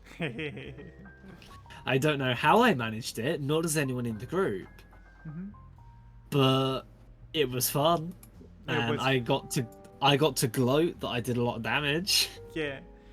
I remember when I played, I only played during Forsaken when that came out. Yeah. I played Titan, that was really fun. The new Forsaken ability for Titan, where you can like Superman dive, right? Combined with the Skull Fort, was really fun.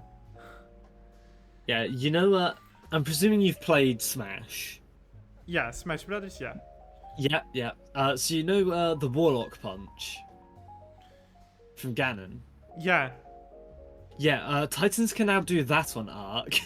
Yo. And it pairs really nicely with Skullfort, if I'm thinking of the right exotic. Skullfort, Just... Skullfort resets Yeah. your active attack. Yeah, just brought it up. It's this one. Yeah, it just gives you your full melee back if you get a kill. Damn. And the thing does a lot of damage on a full charge, which is fun. I just really loved going in the open world.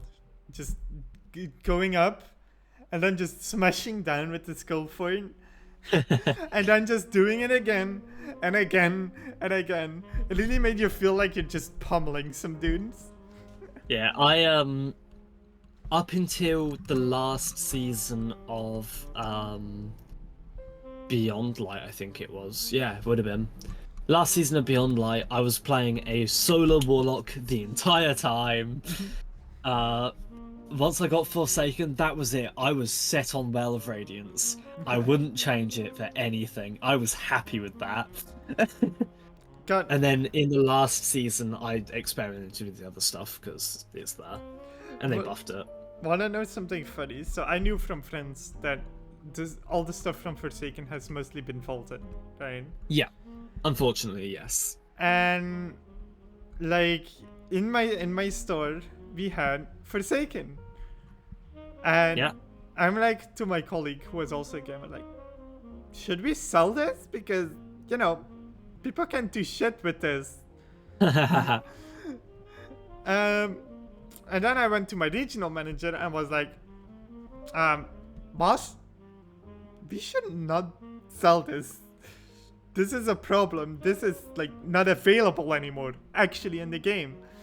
And he's like, I'll try and contact like the supplier, right? Yeah. And we've never heard anything from them. But I was so set on it that I took them and I set them like aside, because obviously, if this gets sold, we can't take games back, right? So if somebody were to buy Forsaken, they had trash. They literally bought nothing. Yeah, the way it works now is really stupid. So you need to buy what's called the Forsaken Pack, which is £17, which Bruh. is really expensive for what it gives you, Bruh. considering what it doesn't give you. Oh no. So you get given 3 Forsaken ciphers, Yo. which allow you to pick 3 weapons from Forsaken which are no longer available that released during that year. Ace of Spades. Definitely. I mean, yeah, Ace is one of them. Ace, Le Monarch, I think Truth, Lumina. There's a few that are actually worth picking up. I really love Ace of Spades. That was my pistol. That was my definite pistol. Fun fact: it's still meta. Let's go. Especially considering hand cannon's got a buff this season. Yo. But like, I did the quest for Ace and it was so good. I did the quest for Ace. Because I started playing when Shadowkeep had released. Because it was when it went free on Steam I started playing. Yeah. So I bought Forsaken. I eventually bought Shadowkeep because I enjoyed the game enough to go, you know what, screw it, I'm gonna buy it. Yeah. And then I didn't want to buy Beyond Light. I didn't pre-order it, but 3 of my friends ended up. 2 of them pre-ordered it. 1 of them bought it less than a week into launch, and I just went, you know what, I've got the money. The friend that I was going to be waiting to play it with has just bought it. I'm gonna buy this thing. We're just gonna play it together now. Yeah, so you need to buy the Forsaken Pack in order to access those weapons for free, access the Shattered Throne dungeon, and access the Last Wish raid. I remember. That's it. Those. That's all it gives you. Bruh. For £17. Bruh. That's all it gives you. Unless Twitch is a bitch. Oh yeah, no, Last Wish is a really difficult raid. I've only beaten it twice. I think I beaten this once. Both of my times beating it were with cheese. God. I remember just going on like field missions with Ace of Spades and just like bang, bang, bang, bang, continuously. It's a really satisfying gun because it's so snappy. Yeah. Responsive. God. It was fun. I won Witch Screen from a giveaway. Yeah. But it's from a friend that only like streams or is active at night for me. You know, so I couldn't even play with them, and I had nobody to play it. If you ever want to play it, I'm basically almost always on Destiny, so don't be afraid to shout and go, "Hey, wanna play gun game where shoot things?" Because yeah, I'm down. God, I don't. Oh yeah, I played on the old launcher. I think I played through Blizz launcher, so I basically lost all my weapons. Rough. I lost my Ace of Spades. I lost my fucking sniper. You know the sniper where you had to do a world event on a specific day? Oh, yeah. Whisper the Word. Yeah, Whispered. I had that. Yeah, I've done the quest for Whisper. I did that. They are due to be bringing it back though. They've started a new thing called the Legends playlist. And the idea of the Legends playlist is every week it will change to a different exotic gun that had a mission. But Whisper wasn't even a mission. It was a specific world event that you had to see on a specific day. And it was a world event where you got loaded into a mission. No, it was more specific. World event, you had to do the world event and immediately head to a specific point on the map. Go into that cave, and then you had 10 minutes to clear the cave. And it was parkour with bosses at the end. Hold on, let me send you the... Was it this? Yes, it's that one. Yes, it's that one. Yeah, that had a mission. I remember doing the world event into like the cave when you had 10 minutes to complete it, and like having to do it like 3 times over because like not enough time because Titans and like fucking platforming was like really annoying. Yeah, no, the Whisper of the Worm Exotic quest, it was on IO, Yeah. and it was secret quest after you killed a boss. When I was playing, it was kill a Yeah. boss and it Kill would spawn boss. a portal. Yeah. Yeah. And yeah, you'd enter the anomaly, Yeah. which was its own place, and the mission was called the Whisper. Mm-hmm. Yeah, was that? I think the portal was in a cave near the boss. Yeah, it was close by. Yeah. It was about a minute run away, I think, from Mhm. where the boss was. It only appears to be available Friday through Monday mornings, 1 p.m. ET reset.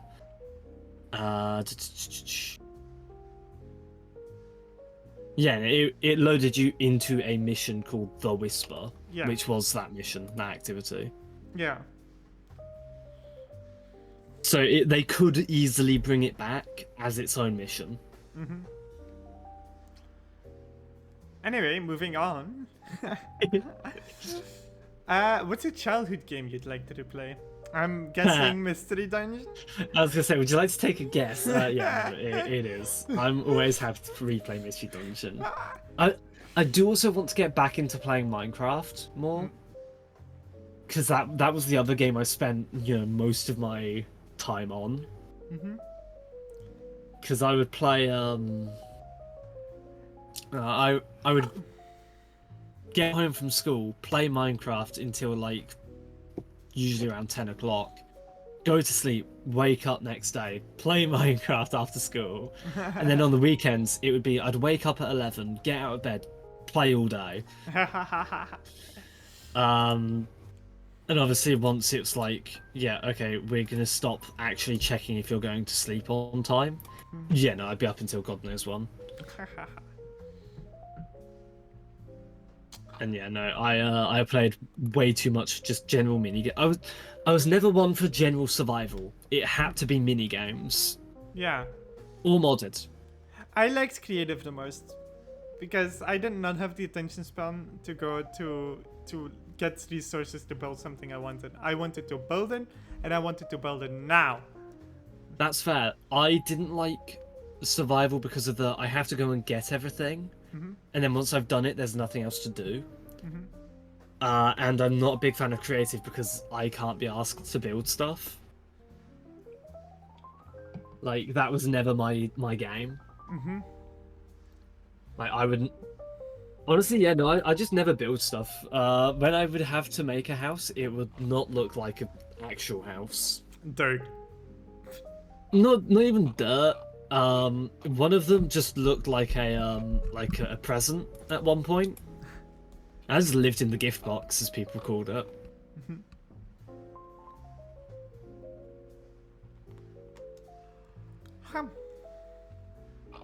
So yeah. No.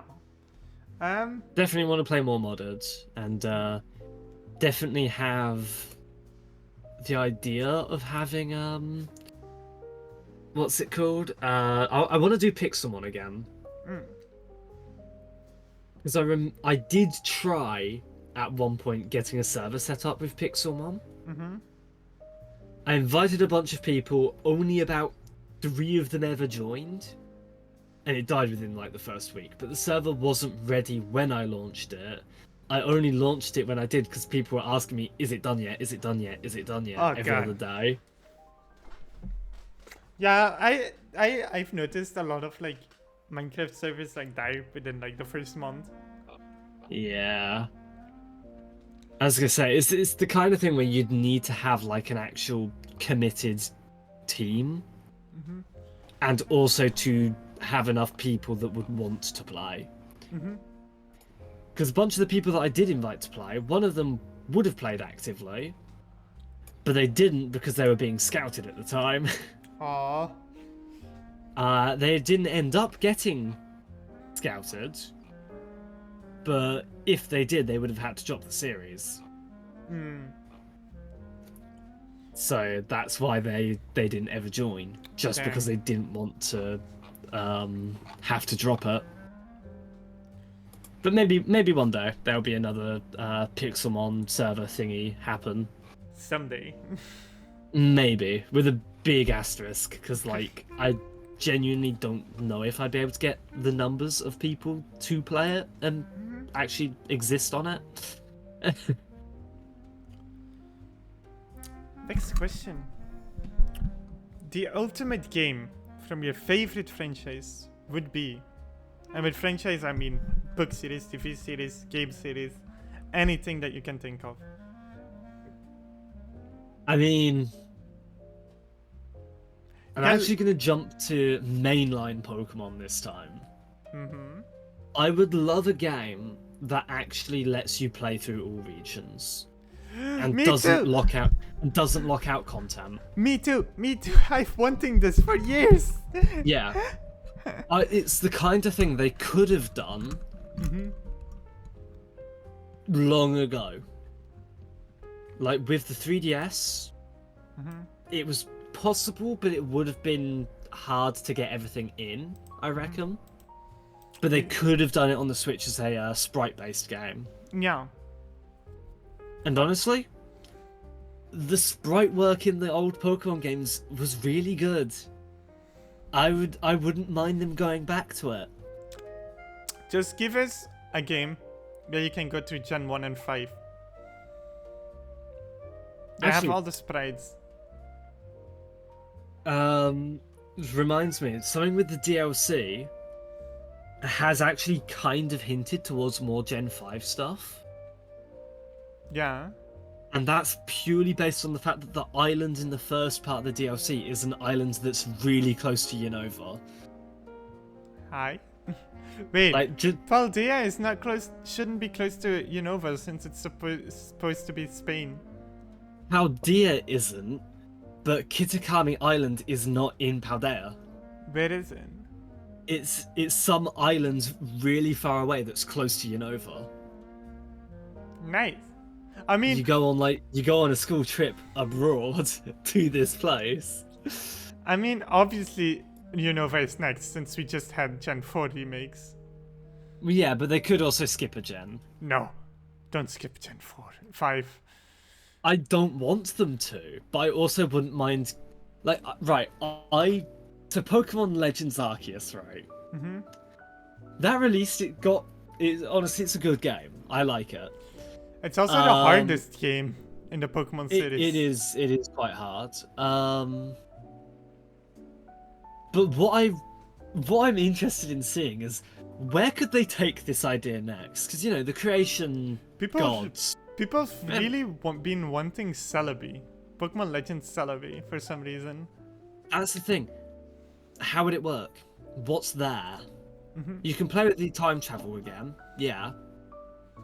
But like, how are you there? What's keeping you there? I mean, sure, Celebi could just telefrag you, grab you, and yank you through time. Sure, Yeah. I guess. I mean, but Dialga can too. I mean, yeah. but it's also like, what would I want to see? I want to live through that 3,000-year war in Kalos.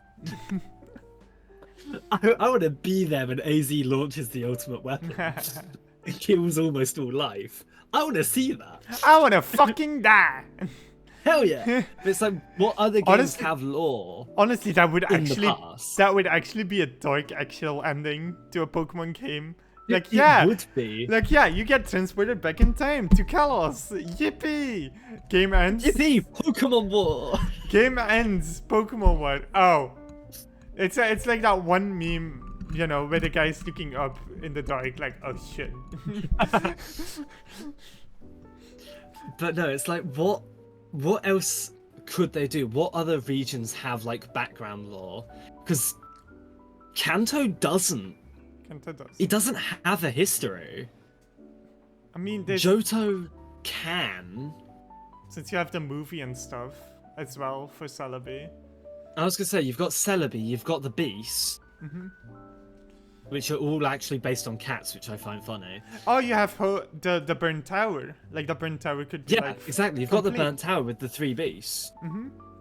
because they, at least in the anime, were all the same type of creature, and then when they came back, they weren't. But it's like they could explore that, but there's not a whole lot there for groundwork. But they could make it work. Gen 3 doesn't really have a lot to... I was gonna say, Gen 3, we've already basically played the major activity of that. Sure, we could have Primal, Kyogre, Groudon, and Mega Rayquaza technically as like a thing, but we already know how that ends. We've had Gen 4, Gen 5. Gen 5 had their own spin on it with like the ancient like city or like the futuristic city. Yeah, I was gonna say you've got like it's got its own like place which is different per game. And I can't think. Oh no, it's the ideals and truths, isn't it? Yeah, but like it didn't really get like, it was more like in the current time that was explored. Yeah, it was current time, but it's like you could go back and talk about the original people who had the dragons and go through that. Didn't we have Conquest for then? Pokemon Conquest? Conquest did release then, but it was more so Gen 4. Because it was like Unite the Ransei region.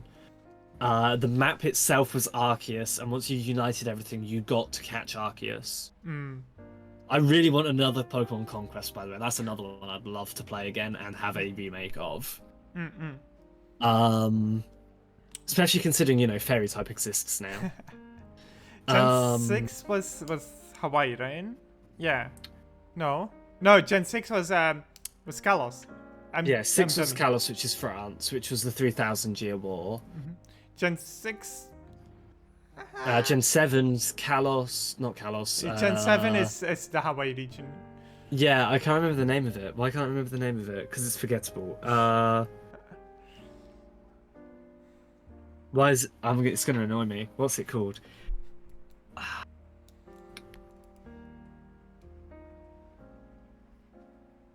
No, can't remember. Genuinely can't remember. I'm going to have to look it up. Gen 7 region. Alola, that was it, yeah. Alola. Oh my god. We feel stupid now, do we? Yeah. Again, it's the Hawaii region. But yeah, no, so you got Alola, which is... Like, what's the background lore there? There really isn't one, is there? It's literally just like the totem Pokemon, really. Because all the, like, the stuff with Necrozma and shit is mostly like based on like the futuristic shit and alternate universes. Yeah. I was gonna say it's just Ultra Beasts, really. Gen 8 you could do like a Legends of, because there's a lot you could for Gen 8 because of the Sword and Shield. Yeah. Because like with the history of the region with the aliens and the like zones. Yeah. And you can explore how Dynamax started as a phenomenon. Yeah. Because obviously the heroes, it wasn't a thing, and then they dealt with Eternatus for a while, to which Dynamax became a common thing around the region. So you could explore it for that gen. Yeah. And then Paldea has its own spin on it. I was going to say, it kind of has its own thing, which we're currently exploring. Yeah. Which is Area 0. So basically, like, only Gen 2 and 8. 2, 8, and 6, I would say. 6 too? Okay. Yeah. 6 too. Because of the war. Yeah. I'd argue you potentially could twist one for Gen 5. Because obviously you do have the original Kyurem. Because the 3 dragons were one, and then they split. And we only see 2 parts of the 3 combined. We never see all 3. The thing is, too, like, there's not a lot of, like, history to explore in the region, like in the other ones, you know? Like, obviously, the biggest one with the biggest history was, like, Gen 4, because it was mostly based on history. Yeah, that's the big thing. It is a case of, like, where's the history? Yeah, the main plot revolved a lot about like the history of like Sinnoh. Oh, I just thought Johto would have the ruins of Alph as actually just not ruins. It would actually be like probably a town. I honestly, Gen 2 is actually like a big contender for like, because you have Burnt Tower, you have Celebi's Forest, you have the Ruins. Yeah, you've got a lot of things you can take to make a story from. You even have the Dragon Temple. Yeah, that's right. Yeah, forgot about that entirely. Yeah, I still think it's bullshit. You beat the gym leader, but hey, you still need to do another challenge before you get your fucking gym badge. Yeah. I always forget about it because I've not played Gen 2 that often. Like, it was one of my first games, but I've not played it much. I'm sometimes, I think, like, now that I'm an adult and I can read English, I'm like, how did kid me get through this game without knowing English at all?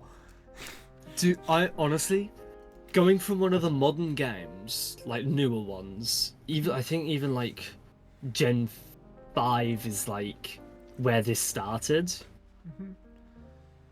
You don't have to talk to every NPC to get key items. Yeah. It's like, go back and play Gen 3, you have to talk to a guy to get a car.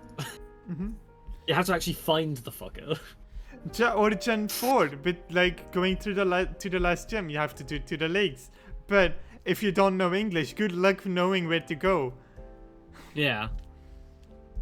I don't know how kid me figured out like that I had to go to the lakes. Probably just explored long enough. Yeah. And then when I was a bit older, I replayed it. I did it on Diamond because my first Pokemon game was Platinum. I also had like Diamond, but kid me forgot how to get through, right? Yeah. And I just dropped the game because older kid me was like, I don't remember how to do this. Fuck this guy that's blocking my path. That's the thing. It's like there's tons of games that I've sold over the years because I got stuck and I want money to buy another game. But I would love to go back and play them because I probably beat them now. You know, Spirit Tracks, namely. God, I realized like suddenly like I play like a lot of old games mostly. Like beginning of summer, Ocarina of Time. Then I played a modern version of Pokemon Heart Soul Silver. Then I did Mega Man, and now I'm doing Majora's Mask. I think I'm a retro channel. Yeah, I mean, something I want to start doing as like a series. Actually, this is something that I've said about wanting to make as like a YouTube thing as well.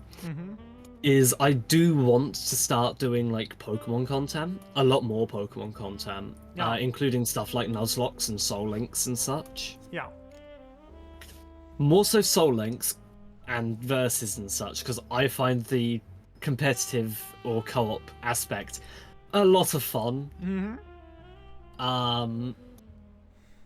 So I mean, if you there having a stroke, if you've ever, wow, I cannot speak. Let me put my teeth back in.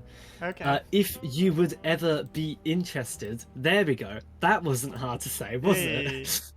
Yeah, if you'd ever be interested, then yeah, I'll be happy to have you for one of those. Steal you for a series. Yo, puggies. I would love to. Noted. You will be stolen at a date when we can. Tiny creature picks a big 7 feet creature. Yeah, no, it's fine. Don't worry about it. Yeah, we're streaming now, and I'm like, okay. It'll most likely be once I've like actually rebranded that I'll do the YouTube ones, but I'm totally down to stream some. So streaming's good practice for then actually recording it. Yeah. If there was a game made about you, what would it be? Like, that's a cool one, ain't it? Okay, so if it was a game about me as in myself, or You're a VTuber. Okay, VTuber. So I get to have two answers to this because obviously two OCs. So with Kenori is an adventurer and the leader of the Adventures Guild. Ha, that's mine. Yep. Also very fun play on words. That's why I say Um, very smart play of words. Yeah. Again, literature's great. And I love making puns, even if they're really low effort puns. They're funny. I love Um, puns. it's one of the Mystery Dungeon questions in Blue and Red Rescue is, do you love puns including groan? And it's like, yes, yes, I do. But yeah, so a lot of it for me, it's like I reckon a game around Kenori would be like managing the guild and also going out on the adventures. A bit like Cult of the Lamb. Somewhat, yeah.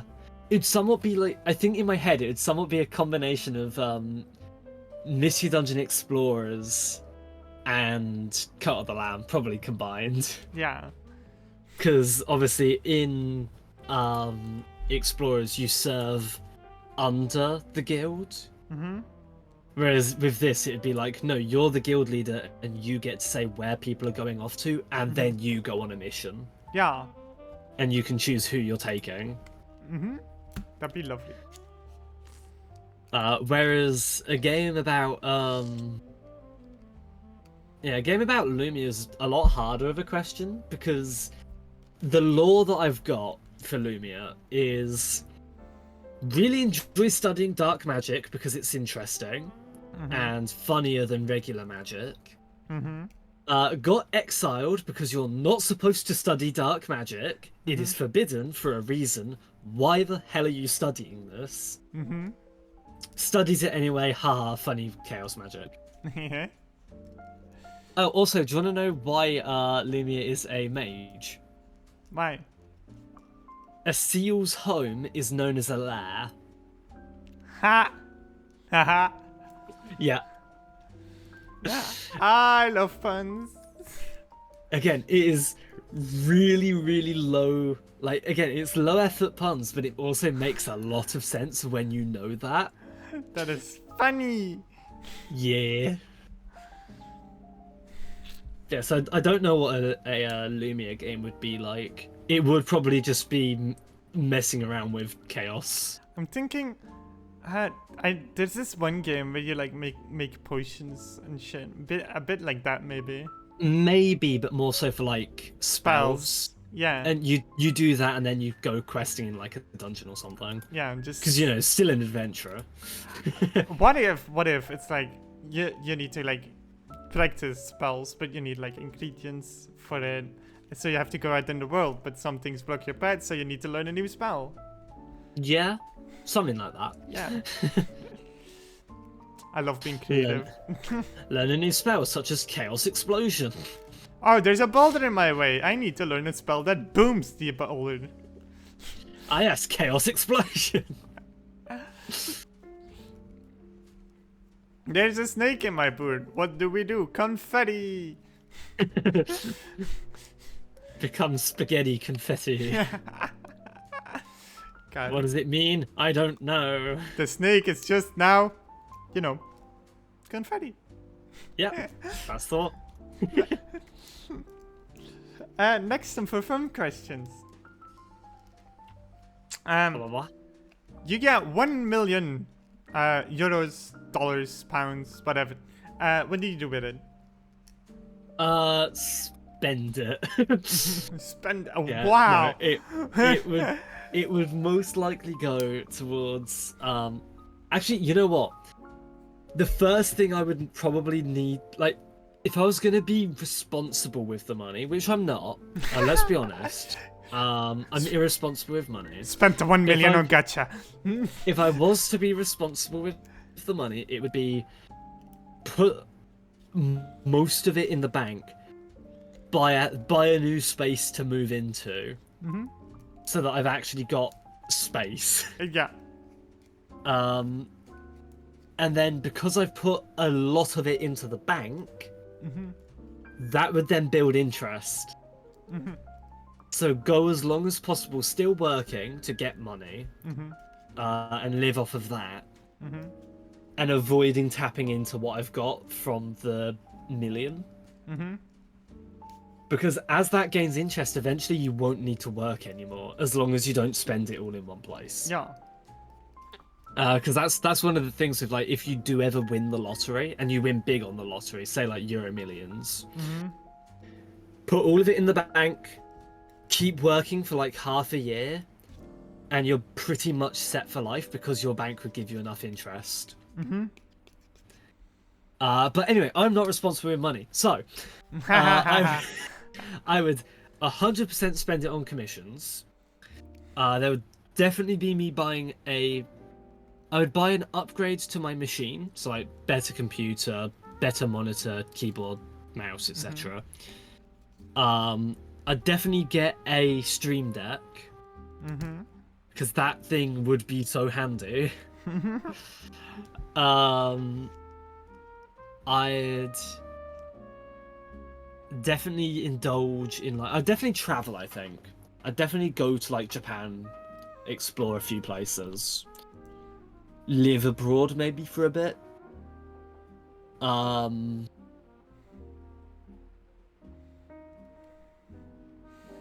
yeah, no, it would all end up spent mostly on commissions because I am addicted to getting art. It's honestly same. Yeah, I mean to be fair, I'd probably also get a new background music. I just go to YouTube. That's fair. I have I've got custom background music for Kenori. And it's what plays at the start of all of my streams, or when I'm like BRB, if I remember to actually put the music back on. But yeah, no, I do have my own background music. That's cool. And I do want more tracks, so eventually. Next music question. Music expensive. Music expensive. Next question. Who's your favorite fictional protagonist? Good guy, anti-hero? It's a hard question because there's so many. I mean, you can just pick one of them. Yeah, but it's like there's so many that I don't really have a favorite. So I'm trying to think of something interesting that could be a favorite. You can say multiple if you want. I don't mind. Yeah, but some of them aren't. Some of them are just characters for the sake of the character exists and it's pretty. Okay, but that is valid. I.e., almost any character that is like waifu girl, white hair, red eyes. Okay. It's a problem. It's a problem. It started with Momiji from Toho. I mean, you could be like me, buff mommy type. Haha, funny. That's the thing. I have such a variety on types. Same. There's too many people are too pretty. I mean, look at yourself. Nah, shush. No, stop. Bad. I love giving compliments and then they get shut down because they're like, no, no. Yeah, no compliment. Only. Because you know, if this was a types conversation, the response would either be keyboard mash or awa wa wa wa wa wa. Ah, wah, wah, wah, wah, wah. Ababa. Like those are the most likely responses. I get those responses. Next question. Because you basically said group of people. I basically said there's too many. I'm guessing the next question gets the same response. Who's your favorite fictional antagonist? Evildoer. But remember, because they're a bad guy doesn't mean they're a bad guy. Too many to name. It's not even that. It's just that I can't think of any. I mean, we talked about one earlier. I was gonna, yeah, I mean, obviously James. But it's like, there's definitely some where it's like, yes, absolutely. Or they're supposed to play the bad guy, but they're just not. they're not an antagonist. They're just there. Hi, I am evil and I exist. Hi.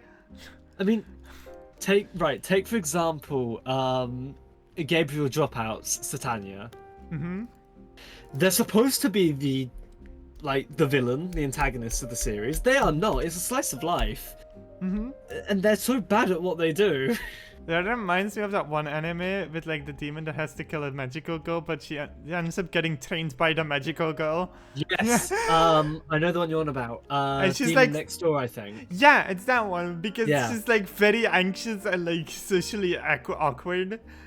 Yeah, a Bacadere. Yeah, no, it's like there's so many that I can't bring any to mind. Okay. You kind of foreshadowed my next question, and you basically confirmed what I always say. Which countries do you want to visit, and why is one of them Japan? Okay, so I want to go to Japan because obviously, you know, anime inspiration. But there's also a lot of culture there. I've wanted to go there for a long time. Mm-hmm. And it's actually part of why I chose what I went to study in university and then left. But I left because mental health stuff. Mm-hmm. Plus COVID learning is a pain. Anyway. Mm-hmm. But yeah, so Japan, because obviously the culture, the anime influence, there's a lot to see and do there. Mm-hmm. It's not the kind of place where you can do it all in one trip. Yeah. I mean, see fucking abroad in Japan. They've been living there for over 10 years and they still haven't done everything there is to do. Yeah, I mean that no matter where you go, there's always more stuff you can go and do. Yeah. But like Japan just has so much there that there really is a lot to do. Yeah. Also, it's funny because I'm in 41 episodes here in momsto. Yeah. And I've never been wrong about Japan. I mean, once you do know who you're interviewing, right? Yeah, I do know who I'm interviewing. I had a guest who lives in Japan who is Canadian, but went abroad to Japan. But technically, I was not wrong. I mean, technically not. So I'm still on my win streak. Yeah, but like everyone is going to want to go to Japan. We're all VTubers. We are all anime influenced. For the most part, anyway. There are some which are like more cartoon influenced. Mm-hmm. But yeah, I do want to also visit multiple places around Europe. For multiple reasons. Partially because also friends live in there. Like I do want to go on like a visiting spree. Visiting spree, let's go. Yeah. So like I do want to go to Germany because I've got some friends in Germany. I want to also see about some of like the stuff and the food and try out new experiences because again, everywhere you go, there is a lot to experience. Mm-hmm. There's a lot of history in a lot of places too that you can also not absorb yourself in, but you get what I mean. Mm-hmm. I live in Europe, so yeah. I mean, I have said before to you actually, I believe that Belgium because I've got a potential partner there, and also to visit, and also, I've heard about the triple cooked chips. Triple cooked chips? Yes, triple cooked chips. I gotta... Wait, what? Triple cooked chips, what is this? I live here and I have... This just look like fries. Yeah, that's the thing. But it's simmered, cooled, then deep fried, and then deep fried again after being cooled. Oh yeah, like that. Yeah. Basically a bit more country style. Yeah. Apparently it's really common that most of them are just done like that anyway. Yeah, my mom used to like do them like first, take them out, do another batch first, and then do the batch that came before back in. Yeah. Yeah, it's that idea, except you deep fry it 3 times. Mm-hmm. From what I've seen, anyway. Yeah. Um, I do want to visit France. I don't know what I'd do there, but it's the kind of place where like I want to go there and just kind of exist for a bit and see what is going on. And I think I'd only want to go over to the States, A, to visit people, B, for conventions. Yeah. Otherwise, I have absolutely no reason or want to go to America. I have a It's feeling. literally just a visit. Yeah, I'm not going to anytime soon. I literally just went to Canada, and 1,500 of my bank account kinda hits. I was gonna say, actually, another one is Canada because I got family there. So I've got family who lived here in the same town as me, and then they just moved to Canada.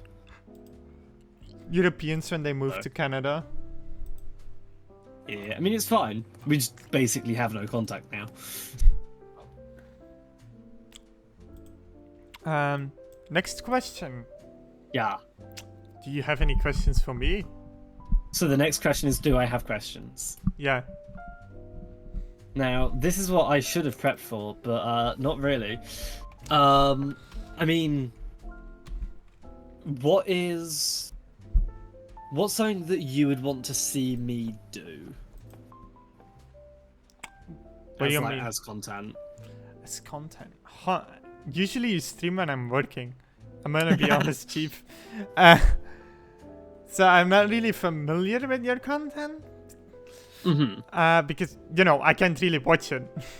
Yeah, you can't be in two places at once, unfortunately.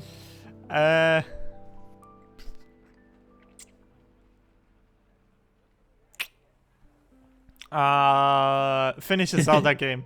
There. Boom. That's the thing, when you mentioned it and I said about like I haven't actually beaten one, I did think, damn, now I'm gonna have to actually like do that at some point. There you have it. Finish Spirit Tracks. That's what I want to see you do.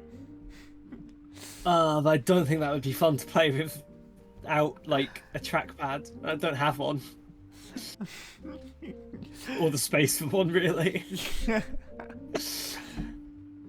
Little evil ferret.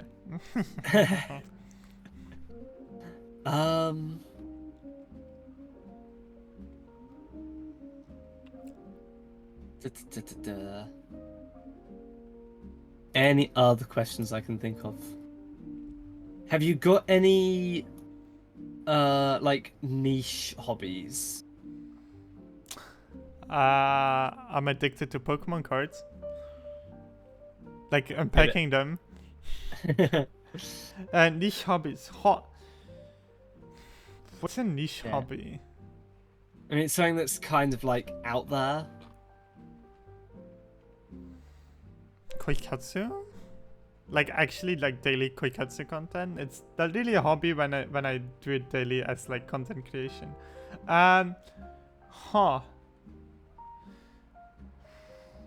It's still kind of fair though.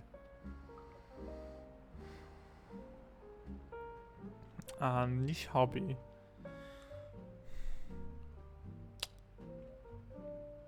Collecting stuff, I would say. I have lots of things like in front of me, Ryan. I have League of Legends statue. I have a little like Mega Bloks EV. I have an amiibo of Snake. I have a Gundam here. I have on my shelf. I have like literally an entire space dedicated to Pokemon cards, anime statues. There's a few pop figures that I have. There's Legos on there. There's game merch. Collecting stuff in general that I like. Yeah. I mean, my example of collected stuff, I've got like a Pokemon badge case. Yo.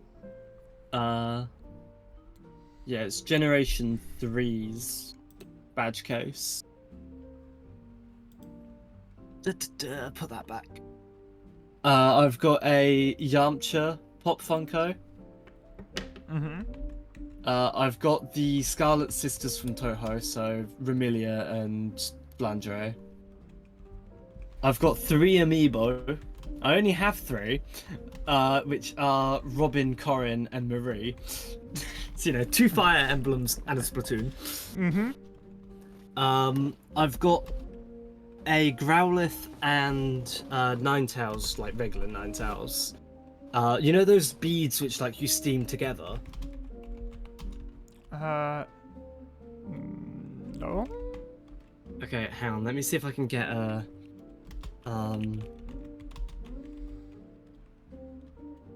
bead sprite. Copy image. Oh, that's the name of them. They're called Perla beads. Perla beads. Wait, let me search. Yeah. Perla. Yeah, I've got something like this of like its regular sprite.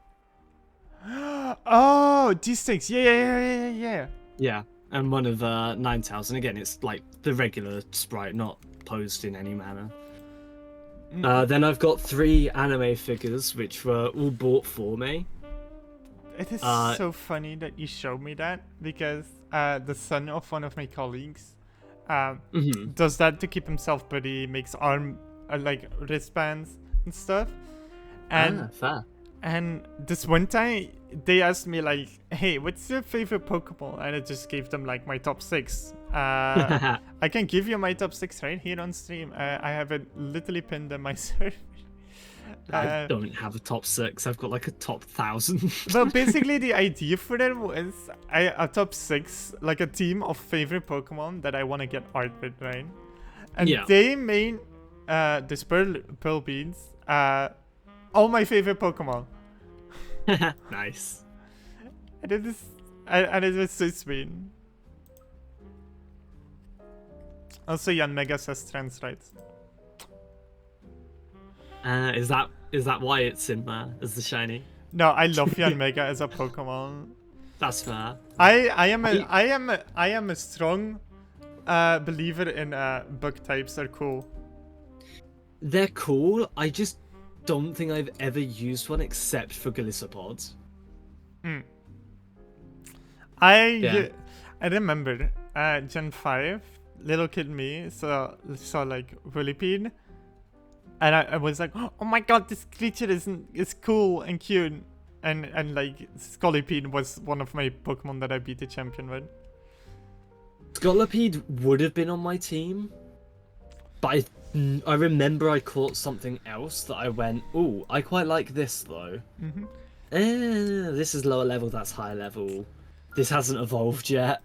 The reason Crobat became quickly one of my favorite Pokemon is because there was so much hate on Zubat, and this was like as a kid, my brain was like, okay, everyone hates on this Pokemon, so I'm gonna like it. Yeah. I mean, the reason for the hate of Zubat is because of the cave. Yeah, because of the cave. Sylveon, I don't have to explain. Yanmega is... No, you don't need to explain Sylveon. Yeah, Yanmega is genuinely cool looking design. Is one of the stronger bug types out there. And it's just... I love having them on my team. And Inkay is a cute little squid. And the way it evolves is also very cute. Like, I just imagining, right? I want art with them. Like, I just imagine myself sitting on the Scolipede with an Inkay in between my arms. I need to figure out, like, it's more so find out in my head what would, like, Kenori and Lumia's teams be, and then what would my team be? Because they're both parts of me, but they're both themed to different parts of me. Oh, my team is just like, I like this Pokemon. This is my team. Yeah, that's also honestly fair. But it's like, I've got so many Pokemon I like. Because I've got a, it is trimmed down because it was a lot longer of a list originally. And I believe it's only trimmed down because I can't include this many, like, legendaries, mythics, and I can't include every, like, part of this evolution line. I remember some time ago, there was this trend, like what type of gym leader would you be, have an intro and then a team. I remember people just going with legendaries and shit for the gym team. And I was like trying to like be immersive and actually be like, okay, let's make a legit team that doesn't include mythicals and legendaries, right? Just Yeah. like a team with normal Pokemon that you would see. But it's like I do have a team that's on like it's a team of 6 and it's on this list. Mm-hmm. And it's Walrein, Ampharos, Flygon, Delphox, Lucario, Meowscarada. Mm-hmm. The only thing which is somewhat odd Oh, there yeah. is 2 starters. Yeah, that's what I also did with my gym team, no starters. It's like it's hard for me not to include a starter Mm-hmm. because I like Delphox a lot and I was playing through Gen 9 at the time, so obviously Meowscarada on the brain. Mm-hmm.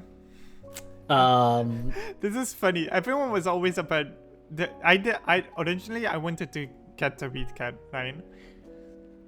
But everyone was always going on about Weed Cat and Free Coco line. So I'm like, okay, I'm gonna take the Jojo dog. that's fair. Like, you see how my brain works? My brain is like, oh, mainstream people want, like, everyone wants these Pokemon. I'm gonna take the odd one out, you know? See, I don't let other people's opinions like as a factor of what I pick. I just go, do I like the Pokemon? Yeah, I wasn't get- I wasn't a big fan of right when Generation 8 came out, which was I picked a bunny Oh, straight up because bunny's favorite animal. I was just like, I don't fucking Yeah. care if he's mainstream or not. I want bunny. I was gonna say it was Scorbunny, Sobble, and Rillaroom. Grookey. Yeah, Grookey. All the pre-evolutions. Mm-hmm. I liked Grookey the most. Grookey is amazing. I love Grookey. I originally liked Sobble more than Scorbunny, but that's only because when I first saw Scorbunny, I went, ha, it's a Digimon, that is not a Pokemon. It's a Digimon. I mean, look at it. I immediately fell in love with Grookey. Yeah, Grookey was my favourite, and it's what I ended up picking. It's a monkey with a stick. It's funny. And over time, it's ended up being Grookey second, Scorbunny first, and Sobble bottom. Mm-hmm. In terms of those 3. Yeah. Because I don't know, like I like Grookey. Grookey's cool. I don't really like its 2 evolutions. Yeah. That's me with the Jojo Dog. I like Jojo Dog's first evolution, but the other 2, no. Right. So many people really like Totodile. Mm-hmm. I Yeah. don't. I don't know why. I just don't like Totodile. I never have. Honestly, Gen 2 starters, I like them all. Mine is Cyndaquil, Chikorita, Totodile for Gen 2. I know my taste in starters. Like, I don't have a single favorite type because I went over the list multiple times and I've been like, huh, this is pretty balanced. Like, like I would say Squirtle, Totodile, Torchic, Turtwig, Snivy, the one that transforms into Delphox, Fennekin, Yeah, Fennekin. Yeah. Poplio, Scorbunny, and then Jojo Dog. Like, it's 3 fires, if I go over it. Yeah, 3 fires, 3 grass types, I think. Or 2 or 3. 2, and then 4 water types.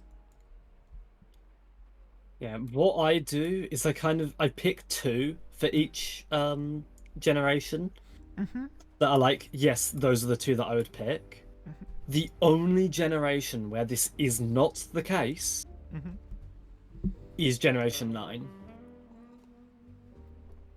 So mine goes Charmander, Squirtle, because I wasn't a big fan of Bulbasaur. I like it more now than I did. Yeah, same.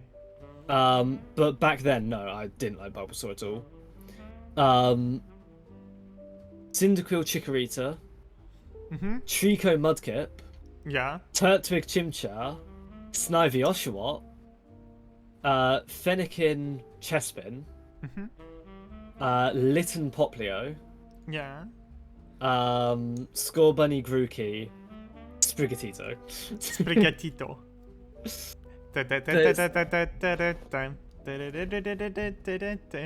There's like in terms of like which one is first chosen. Let me change color. I've got. It'd probably be Squirtle, Cyndaquil, Mudkip, Turtwig, Oshawott, Fennekin, Poplio. Nowadays it would be Scorbunny and Sprigatito, which means mine goes 1, 2, 3, 4. Yeah, 4 water, 2 grass, 3 fire. I have a last question. How much time do you have left before dinner? Because I still have to go to the store myself for stuff. Okay, that's fair. My dinner's probably going to be in another hour, maybe. But if you need to wrap up to go and get like food, that's fine. Well, I don't want to skip the game. I know like the puzzles in Portal 2 are like shorter in multiplayer, so we could. I have no idea. I've never played it. So let's do a few puzzles. Let's say half an hour. Alright, yeah, sounds good. And then I gotta run for the store because the store closes in an hour and 20 minutes. But remember, the game is not important. I always say that. Game's the least important thing. Don't worry about it. Because it's about the interview mostly. Yeah. I've already launched it and it like deafened my ears. Yeah, I already launched it and turned it down. I forgot to launch it because we were getting short on time. Yeah, I did it after I installed it immediately. I'ma be honest. I do not like that OBS tells me how many viewers there are for the concurrent game. What's that? Sorry. I do not like the fact that Twitch tells me how many viewers there are currently on a game. I liked it better when it didn't say that. Yeah. Anyway. I mean, I do and I don't, because it's a good way to kind of gauge. Yeah. But on the other hand, if you want to play this game and then you're still like, oh, it's only going to be my community that's watching, you know. There's a reason I put off the viewer count. Because it's distracting and this motivating. It is an influence. Yeah. Let's do a standard co-op. Searching for friends. And invite. Shift tab. That's a different menu. There's play game. There we go. Your partner in science. Woo, science. Science. Definitely science with 2 robots. Beep and boop. Beep and boop. I am Beep, you're Boop. Hell yeah. I'm out here looking boopable. Oh, there's in-game voice chat. Oh shit.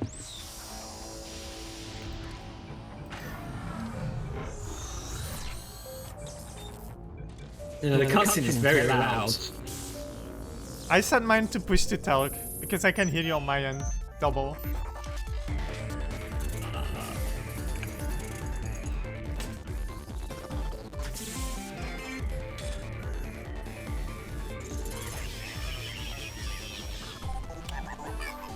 Tell me when you've done the open mic off. Yay! I was just going through the settings to do that, so I wasn't talking.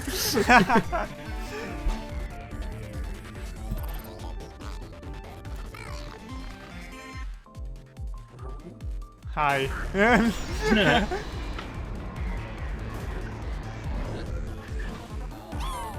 Whee! Yeah, I've turned the game sounds down, and yet it's still so loud. Damn. Computer Oh, I'm the I need to- short one. Damn. Today, you will be testing with a partner. Please wave to your partner. There we go. I've turned it down. Not assigned. I need to assign that. And keyboard and mouse. Edit keys button. Co-op. I mean, by default, it's Q. It's not assigned for me. Belgian keyboard. Right. Yeah. You use what is it? AZWY? Azerty. Yeah. Yeah. Communications menu.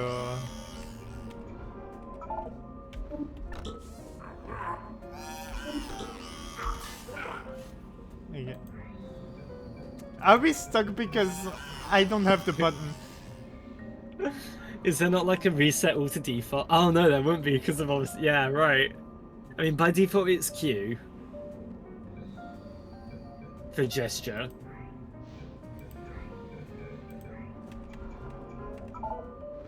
Based on the QWERTY layout.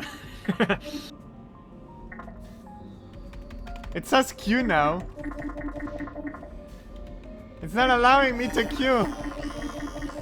No. Oh, there it is. The upcoming There we tests go. require you to work together as a team to Up facilitate to death. collaboration. Wait, I need to switch to English keyboard. Blue, please use your ping tool to select your favorite animal. Good. Oh, no, no, no, no, no! Please observe your partner's favorite animal. Good. Orange, please use your ping tool to select your favorite element from the periodic table. That's so specific. Okay.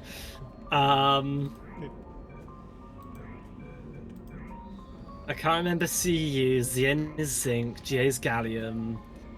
IN. Don't remember. CD. Don't remember. AG gold. AU silver. HG mercury. TI tin.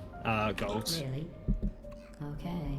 Blue, I call please observe 34. your partner's Wait. interesting choice. Also there's one type of science called 34. Your ping tool can also be used to indicate to your partner where you would like them to place their portal. For the sake of this test, I will pretend to be your partner.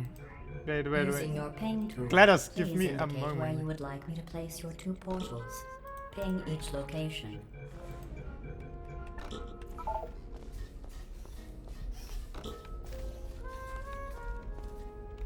Orange is first to acquire a portal device. Huzzah.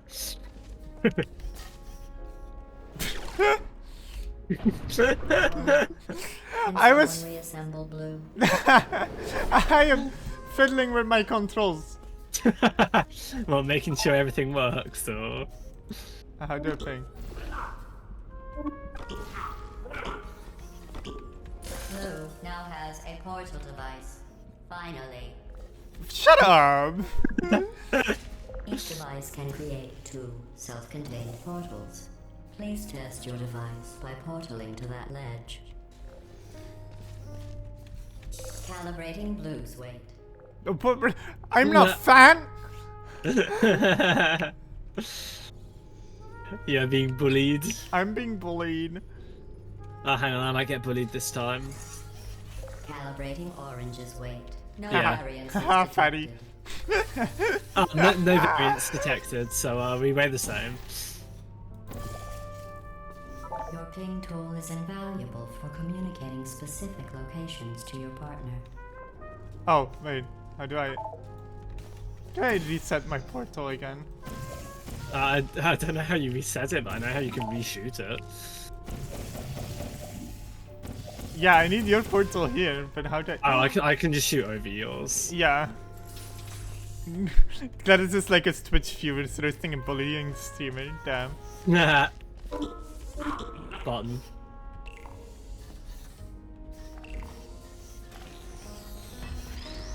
Ah. Weighted cubes calibrated. No variances detected. Thanks. Did you know humans frown on Thanks. weight variances? Thanks. If you want to upset a human, Wait. just say their weight variance is Wait. above or below the Right. norm.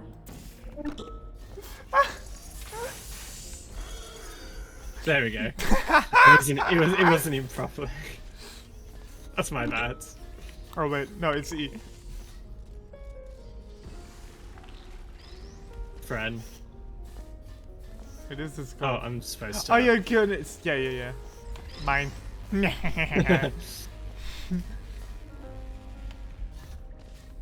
Get it. Oh no. Don't worry, There you you go. can't die. They will just reassemble you. Wait, Oh, I can you have to just go through do this. right? Yeah. Right. I do not have to puzzle jump. I can just walk. Whee! I'm through. I'm also through. Okay, button. I know. No. Okay, stand on the button. Keep standing. Okay. There you go. I'm smart. Okay. Button. Finally, I had almost given up hope of ever testing again. Yippee! You are the first robots to pass calibration. Stop it.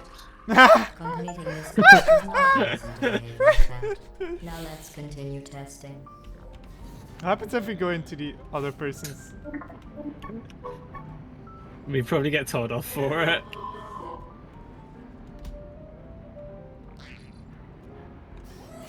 Oh! Wait, did it just yoink you over? Yeah, it yoinked me over. Oh, there you go. Bye bye. Okay, yep. Gone. Never to be seen again. My guy looks so serious. And them shoulders. It's like, why am I here? This is the Computer Intelligence Training and Enrichment Center Human Test Subject Research Center, or SINTEC. But why don't we all just agree to call it the Boing. hub? All Boing. cooperative Boing. I testing can't get in the courses hole. begin at this central hub. So I was looking at And a here we hole. transport you to the new testing course.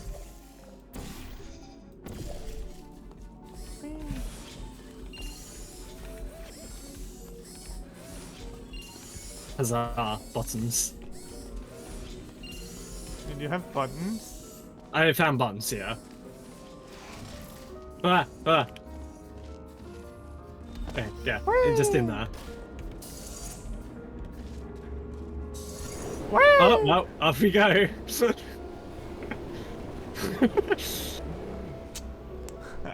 A Portal VR game would be fun. It would be so much motion sickness, though.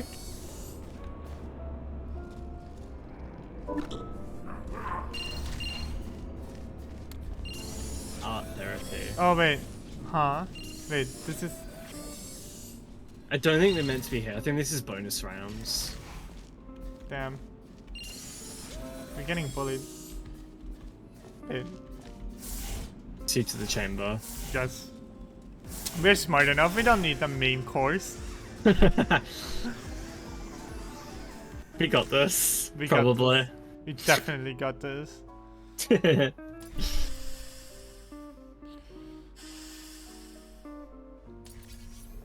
Welcome to the future. Oh, look, it dead has bombs. been 100,000 years since I last assembled you for testing. Remember those humans you found? Because they're all fine. In fact, we solved science without you. Testing is simply an artistic intelligence. Okay, button. The humans insisted I show you my latest installations. Here in the future, Ow! where all the humans are alive. I call this first piece turrets. Is there something It's that an I can... exploration of how we're all This- devices acting on simply expressed directives, inflicting pain despite our own desires. Don't get distracted by the subtext, though, because the text is that they're going to be shooting at you. Ooh, Oh, button. you need to throw a cube at me for some reason, but how? Yeah, got it. You need to get... I know! Okay. Catapult. Yeah, you need to catapult it into my portal.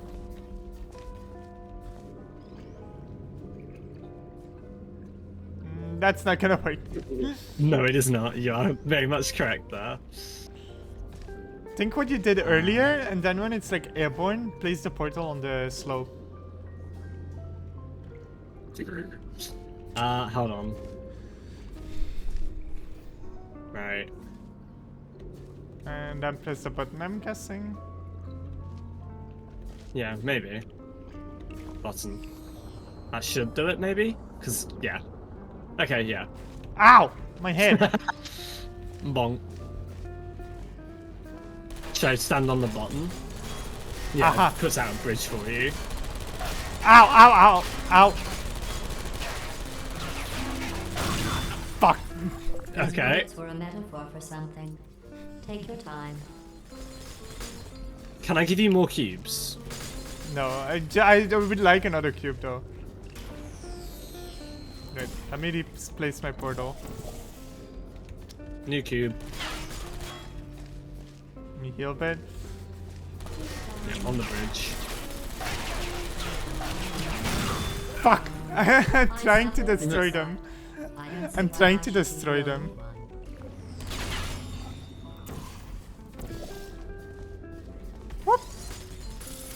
Okay. Okay, how do I get past this?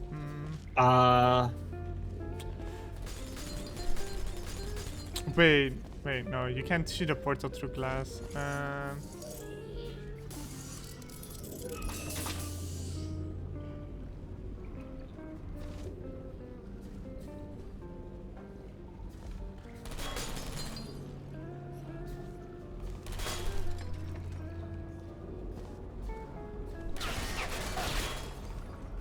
I'll be honest, I'm not sure how you're supposed to do that. Oh god, I was lagging for a bit. Oh god.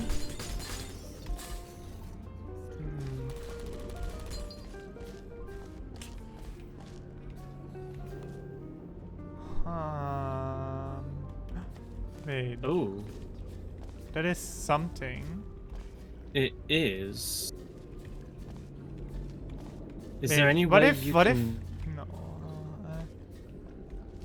Wait, you can't perhaps laser them with the cube. That's what I was thinking. Can I take the cube and shoot the light through it? I can! Haha, murder! Huzzah, death. Okay, now I need Okay. the cube to murder your robots. Yeah, so drop that there. Plonk. Yoink. I stand on the button so you can get across. I need the laser for you from you. Yeah. You should get across first. Actually, wait, no, I can do that here, can't I? Yeah. Took you long enough. Damn. Ow. Ow, ow. He's still alive though. Oh. Look out, look out. I think he's like a bit malfunctioned.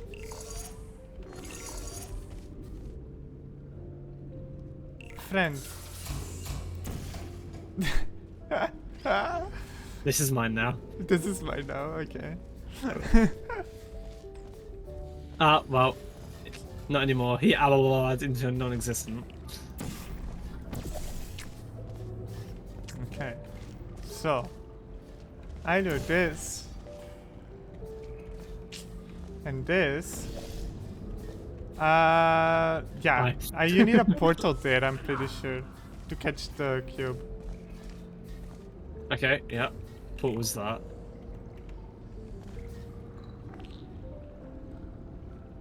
Oh, it's a ball. Oh. Sploosh, I guess. I think it's, yeah, it has to be straight. Yeah. Whee, boing. Whoosh. Boing. Donk. Donk. Got it. Okay, I'm going through now. Okay, so I need to do is I need to catch it from somewhere. Look at the ball is rolling. Yeah. Don't worry. So how are you gonna give this to? Oh, wait, no. Yeah. Yeah. Is there a way you can give this to me? Let me check my.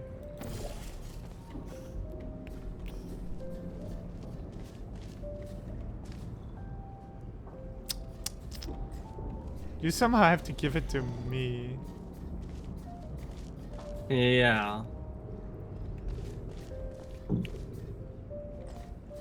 Oh, fuck. It doesn't mean... Yeah, I was trying to see if I could put it on the other side of the wall and just walk through. Yeah, I saw. How'd this work?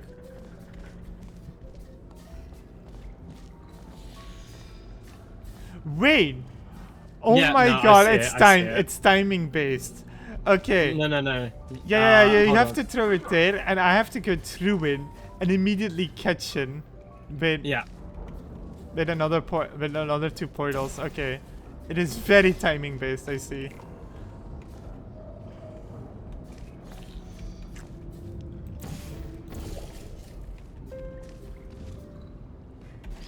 Ow. Yeah. Okay. So then... Huh. Okay, I need to have to... Okay, I know what I did wrong. I should have done that. I should have done that so you could have caught it. Right. And then went through it. Yeah, okay. Yeah, I need you back here. Yeah. We figured it out. You figured it out. I'm just here. Big brain time. So, do I need to catch it here or launch it to you? You need to place a portal there. Yeah, so I launch it to you, yeah. Yeah, and then I have to go through. The moment it passes through my dark blue portal, I have to place a portal here and here. So it lands okay. there for you. So I need to also then get over there. Yeah. So that clears my portals as well, okay. Yeah. So the moment it leaves your yellow portal, you need to get there to Yeah, catch I it. need to run. Yeah. Okay. Are you ready? Yeah.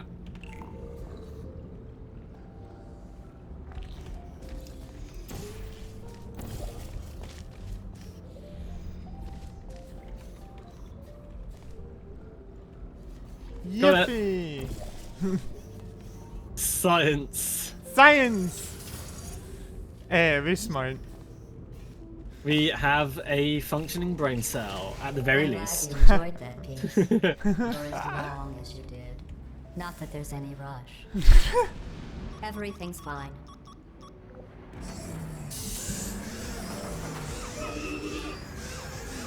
Damn, cannot gesture while being disassembled. Disassembly. Cannot gesture in the disassembly tunnel.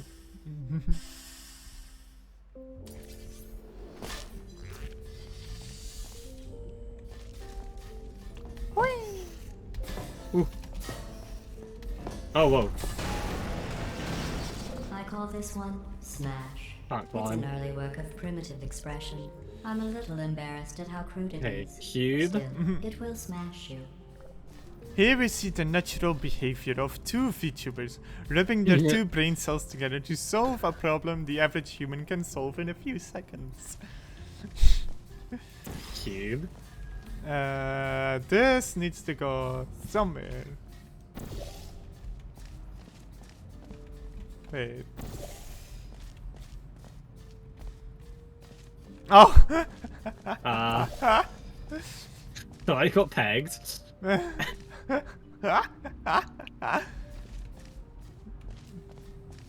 Oh, yeah. You need to imitate.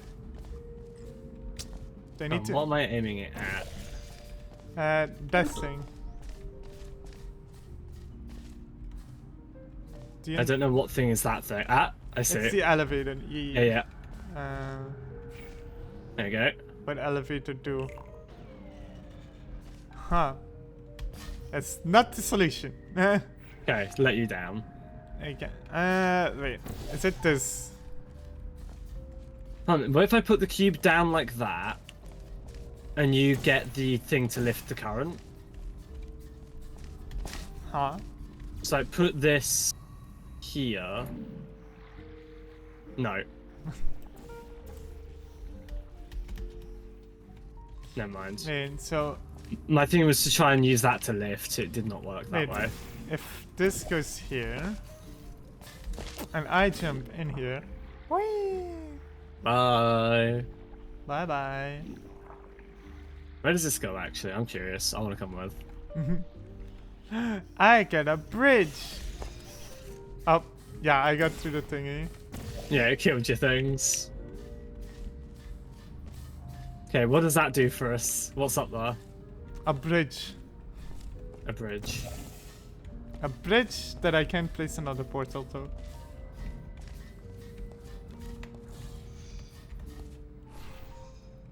Blah, blah, blah. What if this fireball and this maybe laser that thing?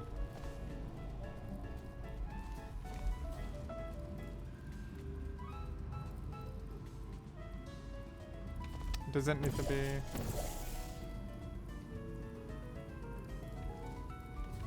What is it? This? Yeah, that's a clear shot. Okay, that Yeah. removes the door. Oh my god, you already preset it. Back. One. Nom, nom, nom.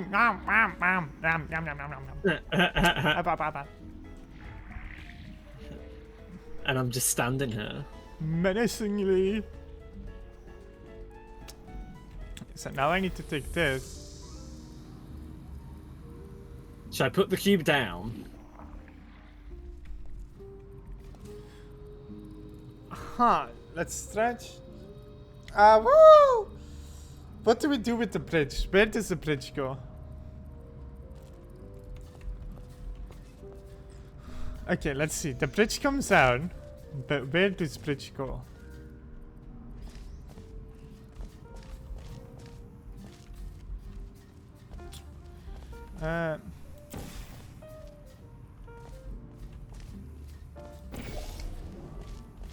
Would it be better if those were my portals there? Your portal's on a great spot. Alright. I'm just trying to figure out where the fuck does the bridge go? Yeah, I'll not drop the cube this time. I'll just stand here with it. So you can figure that out. Bridge. What did bridge do? This is the moment I lose my portal, I need to decide.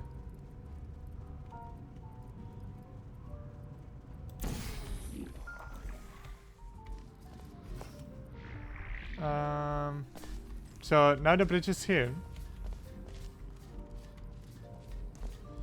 Now I can play with the bridge. Okay, cool. But where bridge go?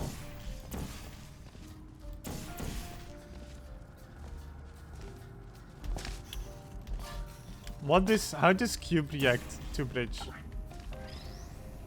Good question. It stops it. Or am I wrong? It does not stop the laser.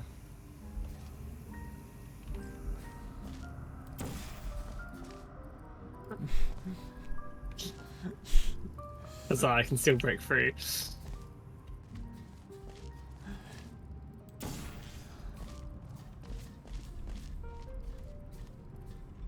What if... So I got the bridge portal. Yeah. We need to do something with the bridge, and we need to get to this. So let me place the bridge portal there. So we have it in a spot for now. Can you try and laser this with your portals? Yeah, so that was like...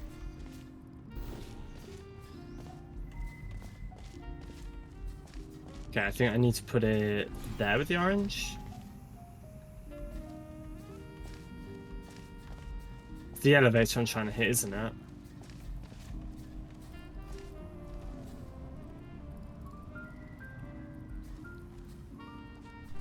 So I can't see behind me. So I can't see how close I am or I'm not.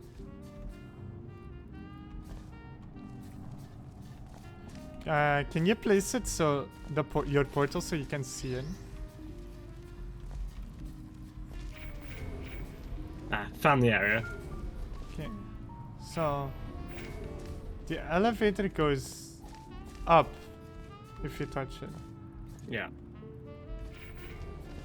Something else has to happen with it.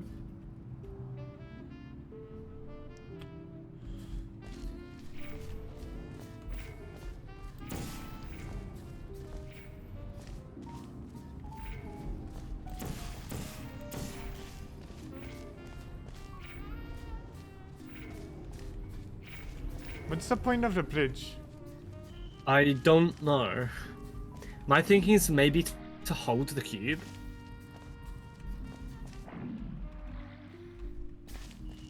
But there is not a white thingy here. That's the lowest I can bring in. We could put it on the one in front of me.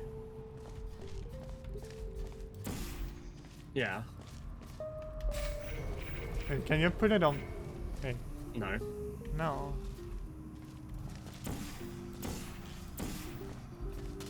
Wait.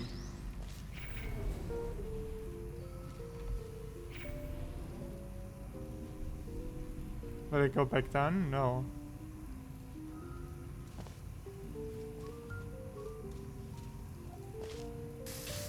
Now, right, yeah.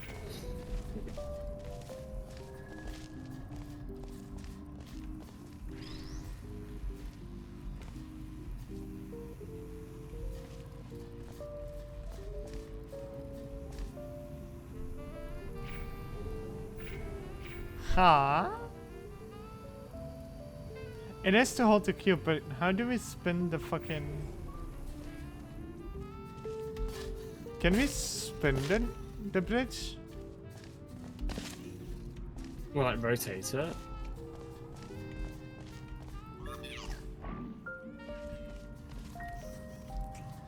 I'll find a way.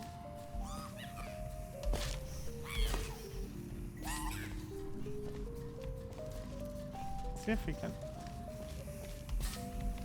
I was gonna say, because I'm sure it would be possible, I just don't know how.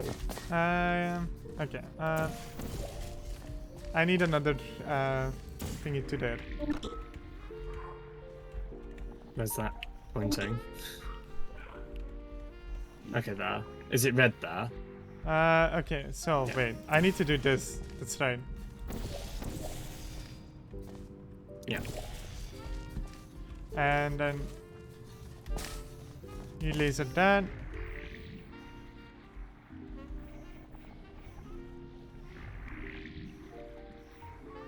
Oh, I need sorry. it open. It's because I'm messing around with boss and seeing if I can rotate. Ow! Ah. I got pushed by your bridge.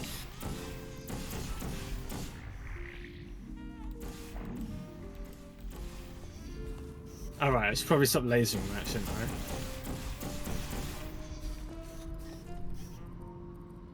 How does we spin this?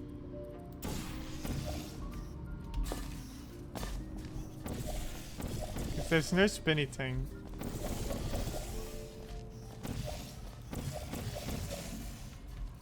You got like 5 minutes left to solve this. Nah.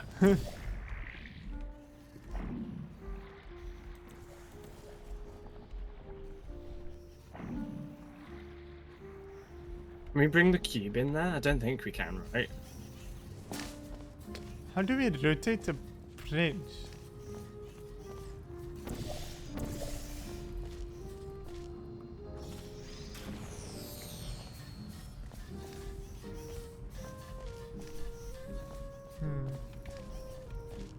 Gonna just take a quick look at keyboard and mouse buttons. See if there's anything in here. I don't see anything.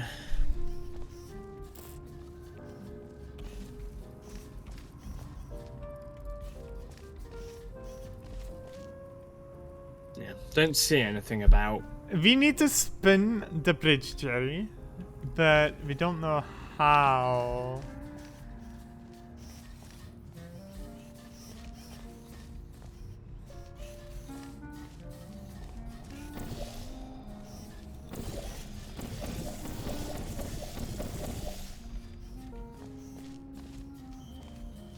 How does a bridge get spun?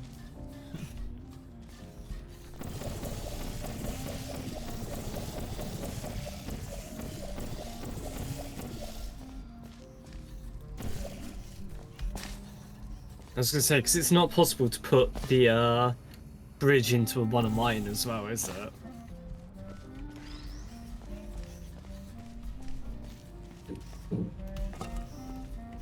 Can you grab this? Can you... On what? Can you grab the box from where you are? From the portal. Drop it. I can't drop it. Okay. Yeah, got the cube. What now?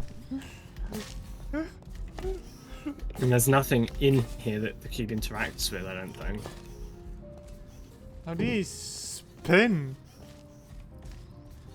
the fucking thing? Got there. I think it might be time to forfeit.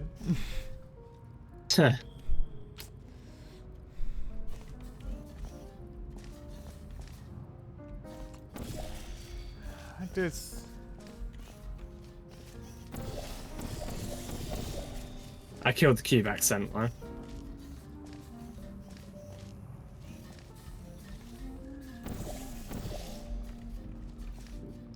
Not that I think having it in here does anything. I'm down.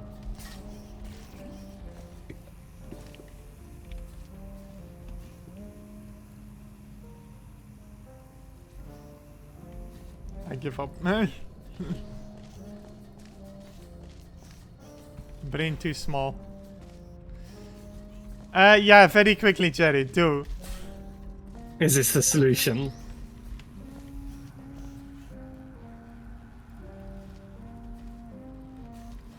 Wait. I know. Laser. Ah. No, it can't be that simple, right? No. Wait. No, because it What? will go out of the laser. What will? Wait, whoa, I just found the solution. Wait, have you? Yeah, keep your portal like that. Okay, so should I get out of here? Yes, Yes, okay. because laser.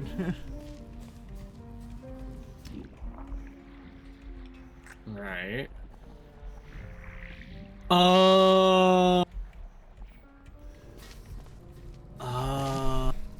Okay. Now we have to do. Yeah, now we have to get to the elevator.